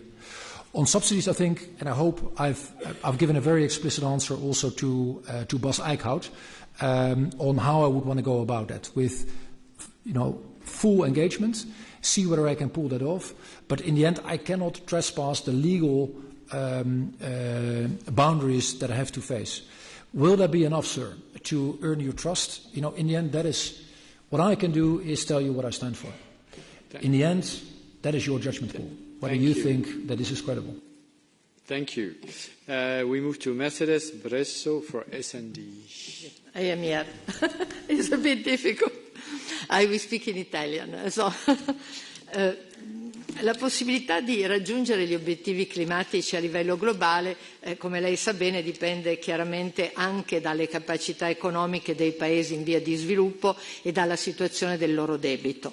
Ciò è particolarmente importante se si considera che il 92% dei paesi vulnerabili sono anche paesi a rischio o in sofferenza debitoria. Allora, considerando che l'indebitamento finanziario riduce evidentemente la capacità di transizione verso un'economia pulita, quale ruolo vede per l'Unione Europea nell'affrontare questo circolo vizioso del debito e del clima? E quale ruolo potrebbe svolgere il nostro piano di investimento globale Gateway, che consente di ampliare un po' le risorse? Quali iniziative intende anche intraprendere sia in sede di Convenzione quadro delle Nazioni Unite sui cambiamenti climatici, sia presso la Banca Mondiale, il Fondo Monetario Internazionale, tutte le organizzazioni internazionali per affrontare questa situazione che da soli evidentemente non possiamo risolvere, ma che se non si affronta non consentirà a questi Paesi di accettare la sfida e ancora più di vincerla. And you're touching upon a couple of I think the most complicated things going forward. And the reason why that is the case is that in the end here, we're talking about money, but in the end this is all about trust. And the reality is there is significant distrust, sometimes even within the European Union about, are we in this together? Are we showing a significant level of solidarity within our countries with our own, towards our own populations, but also country to country? And if that is already true within the European Union, if you then zoom out and you look at the level of trust at a global level, even though I think if you add up all the development aid budgets of the European Union, you would be impressed. Even though with the Global Gateway we are tremendously serious about our commitment to igniting sustainable and fair economic growth across the globe. Even though we're helping out friends across the globe with the energy and the climate transition, then still, in many conversations I've had, it is about, okay, but are you good for your money? Are you good for your word? What are you going to do? And I think it was de Gaulle who said that in the end, countries have interests and not friends. And what we need to do is therefore tailor our approach, in my view, much more to the long-term interests of our friends in the Global South. And that is typically about indeed making this transition happen and about economic activity. One of the things that is always on top of their mind is, hey, how about our access to the European market? How about your business coming over to me? How can we actually liaise more with the European Union? And there is no workaround here. This will take sustained long-term effort by the Union and by each of the 27 member states, and then we might have a chance to flip the script in the years going forward. But it is not easy. Any follow-up? Grazie. Sempre nella stessa linea. Come pensa di poter garantire che gli investimenti pubblici dell'Unione Europea, anche quelli della Banca Europea, della BEI, nel settore energetico in Africa e nel sud globale servano principalmente i piani di transizione locali, le persone, la loro economia in linea con le loro priorità stabilite a livello nazionale? E quale ruolo vede per l'Unione Europea nel contribuire alla necessaria diffusione massiccia delle rinnovabili anche in Africa e in tutto il sud globale? In particolare, vede un ruolo per il trasferimento di tecnologie e lo sviluppo delle capacità di questi paesi attraverso il trasferimento delle tecnologie? No, I think it's an excellent point, and there are I think two parts to the answer. One is indeed about financing, and there, our banks could play an important role. I know from previous experience that also the World Bank and the IMF there have a role to play, and what we can do more, whether it is through special drawing rights or any other part of freeing up money, helping out our friends in Africa. And the reason that is so important is, we often have a discussion about debt levels in Europe. If you look at Africa, you see the debt levels are actually much lower. And why is that? Because actually the markets would not accept for most of the countries to increase their debt levels because the trust in them is too low and they're already paying a huge sum in terms of interest. So this is actually something we should help on. The second thing I think is even more productive to do, and that was to your second point as well, about helping them out with technology. One of the statistics I just learned last week was that the Benelux, which is a very small part of the world, has more solar panels than the whole of Africa. I mean, and then it rains always in the Benelux, as we know. This is something where we should actually help out, because it is much more fruitful if we can actually set up the businesses there, help out with technology, and knowing that so many African countries, Namibia in particular, Congo to a large extent, but also others, do not just want to be players in the transition, they want to be leaders in the transition and be part of the solution. And I think that is what we should ignite. Thank you. We move to Mr. Tobe, Chair of the DEVE Committee. Thank you, Chair. Thank you, Commissioner Designate. It has been interesting to listening to your answers, but also to some of the colleagues. It almost sounds like if you have ever worked for a private company or organization, don't you dare seek public office, no matter what you want to achieve. But with that said, I can inform you, Commissioner Designate, that from our political group, we have delivered Fit for 55 in this Parliament together with other political groups, and we will continue to do so. We also have the COP28 coming up. And as you know, we need to work closely with the developing countries, our partners, because we cannot tackle climate change without them. We need to work with them to make investments, of course, but also we need them to achieve our goals. Therefore, my question to you is, do you have any, I would say, detailed strategy in dealing with especially the global south? Because we need them if we want them to come along with our climate objectives. No, thank you. I couldn't agree more. And simple part of the answer is significantly stepping up our engagement and also seeing COP28 as an intermediate step, but certainly not as the end result. My view is that if there's one thing where we need to double down, where we actually might need to put much more effort in it in the next 10 years, it is climate diplomacy. And not just for diplomats, but also for our experts to make sure that we actually realize the things we were just discussing. Now, that is something I cannot in any possible way just do by myself, also knowing how big the challenge is for the COP. So in our engagement with the Global South, we clearly need to focus on, as I said, their interests and their long-term desires to make this work. Secondly, we need to work with our friends not only in the Global South, but also beyond, in the US, but also many others. Think about the non-European G7 members and others who are on the right side of history in terms of battling climate change, to work together. And then there's a last thing I wanted to mention, which I think is tremendously important. Again, zooming out from Europe, we might have our differences here, but outside we are very, very, very much aligned.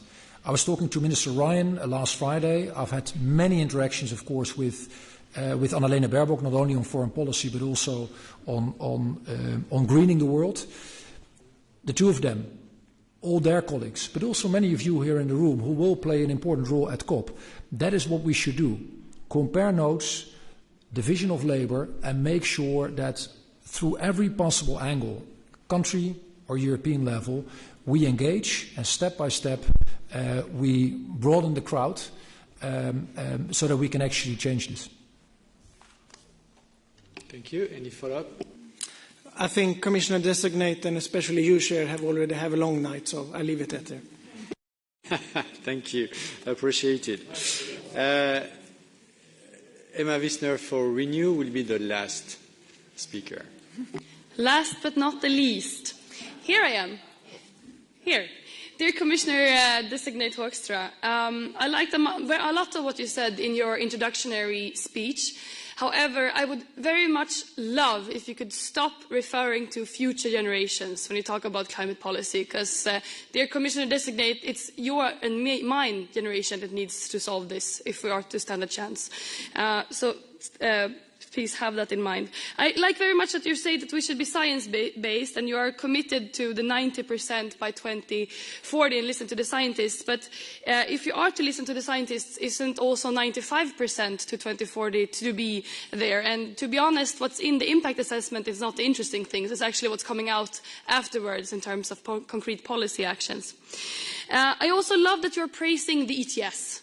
But however, we are focusing a lot on the existing schemes that we already have on the table. I would like to take my time to answer now 3 questions on the policies that we do not have, that have not been mentioned today.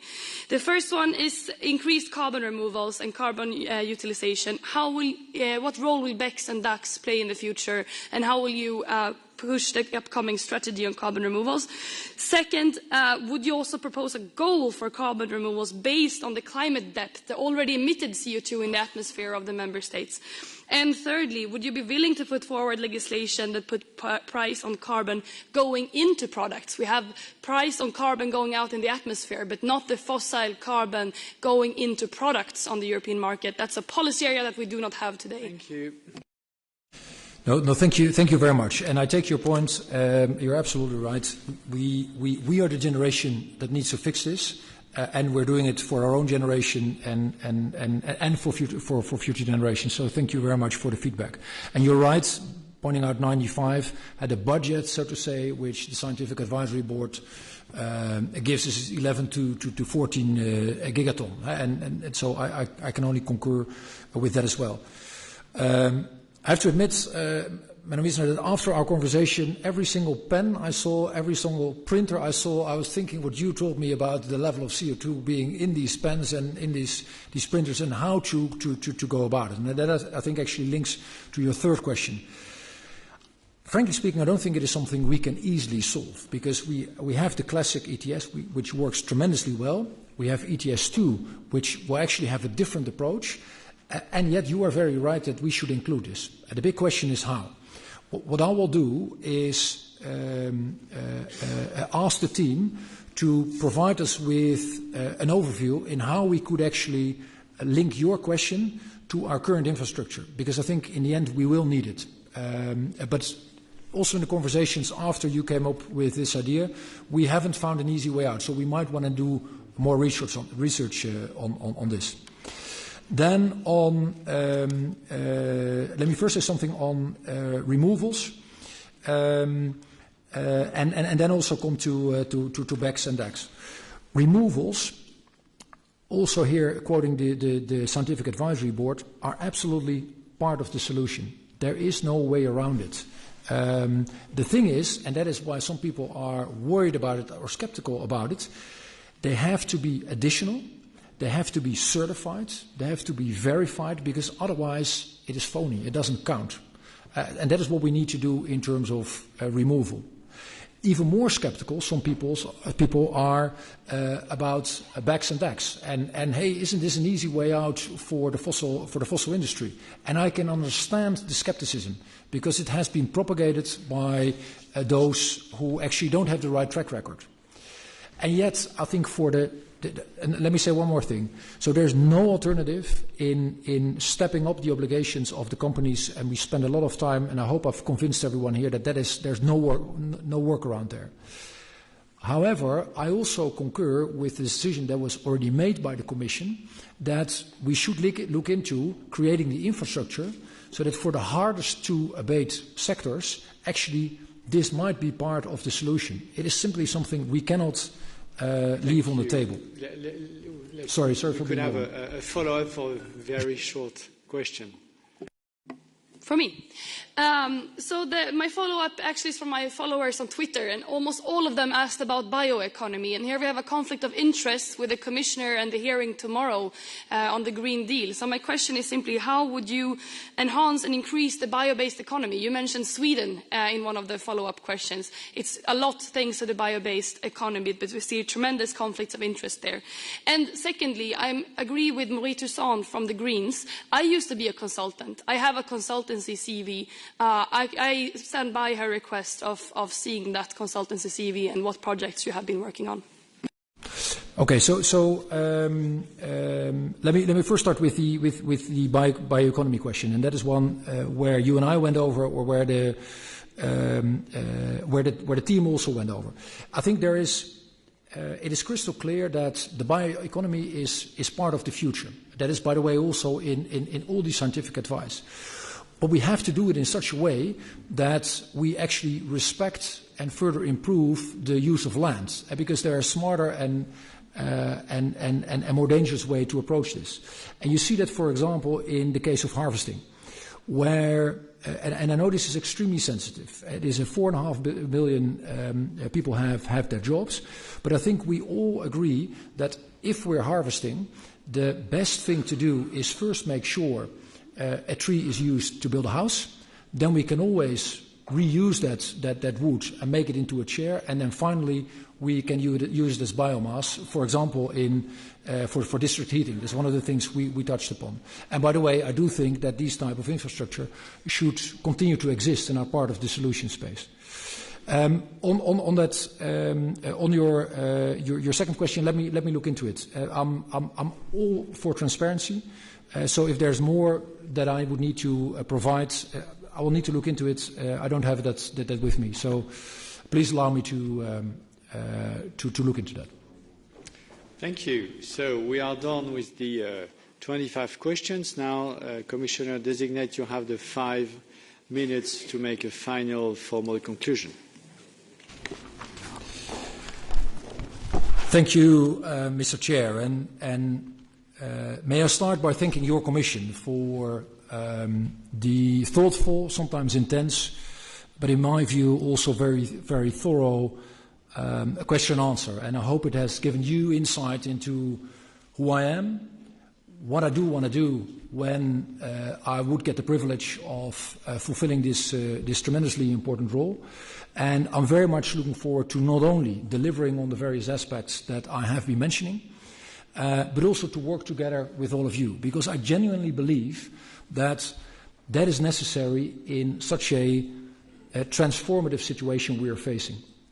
You simply cannot do it with the majority plus one. In our society, it's important to build a broader consensus and deliver on this transition. Now, in my mind, and I said it before to one of the individuals in the room, there are 3 major challenges we are facing, very different, but with a couple of commonalities. And clearly and potentially the most difficult one is climate change.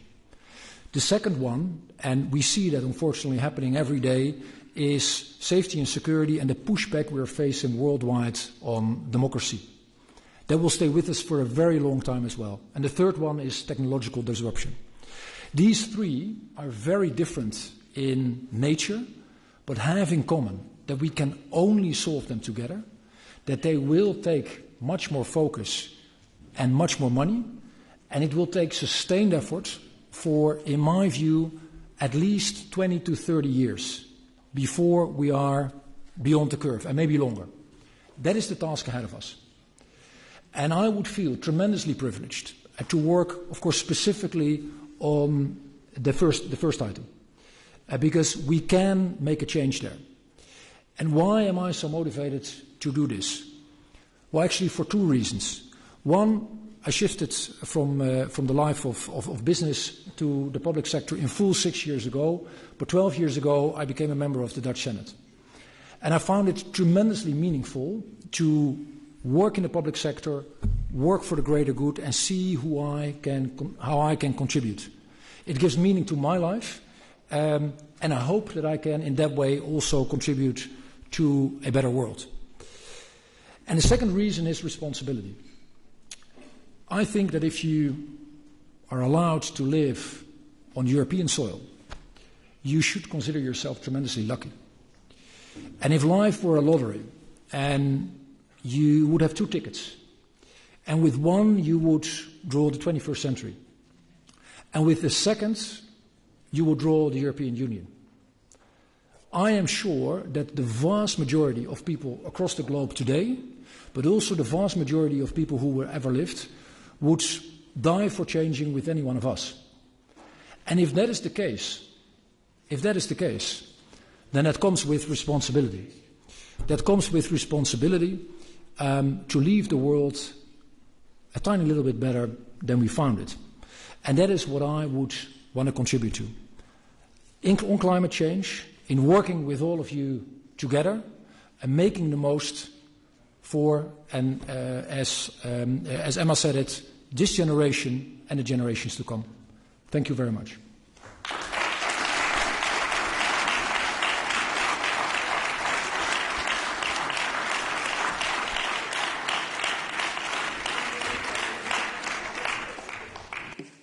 Thank you. So before moving to the next step, I would like to, on our behalf, thank the technicians of the Parliament, because actually they made the job. And thank you also to the interpreters, because it was a bit complicated to navigate, but at the end of the day we made it, and sorry for these technical problems, Mr. Hoekstra. Second, we will have the NV coordinators meeting starting in, let's say, around 20 minutes. And, of course, we will wait for DEVE and AFET and ITRE coordinators meeting results, hoping that you could be fast in your analysis. And then we will stay in that room for those who are concerned by this NV coordinators meeting. We will stay in that room. And tomorrow we will be at 8:30 in this room to make sure that we do not have technical problems. So thank you. And it is the end of this hearing.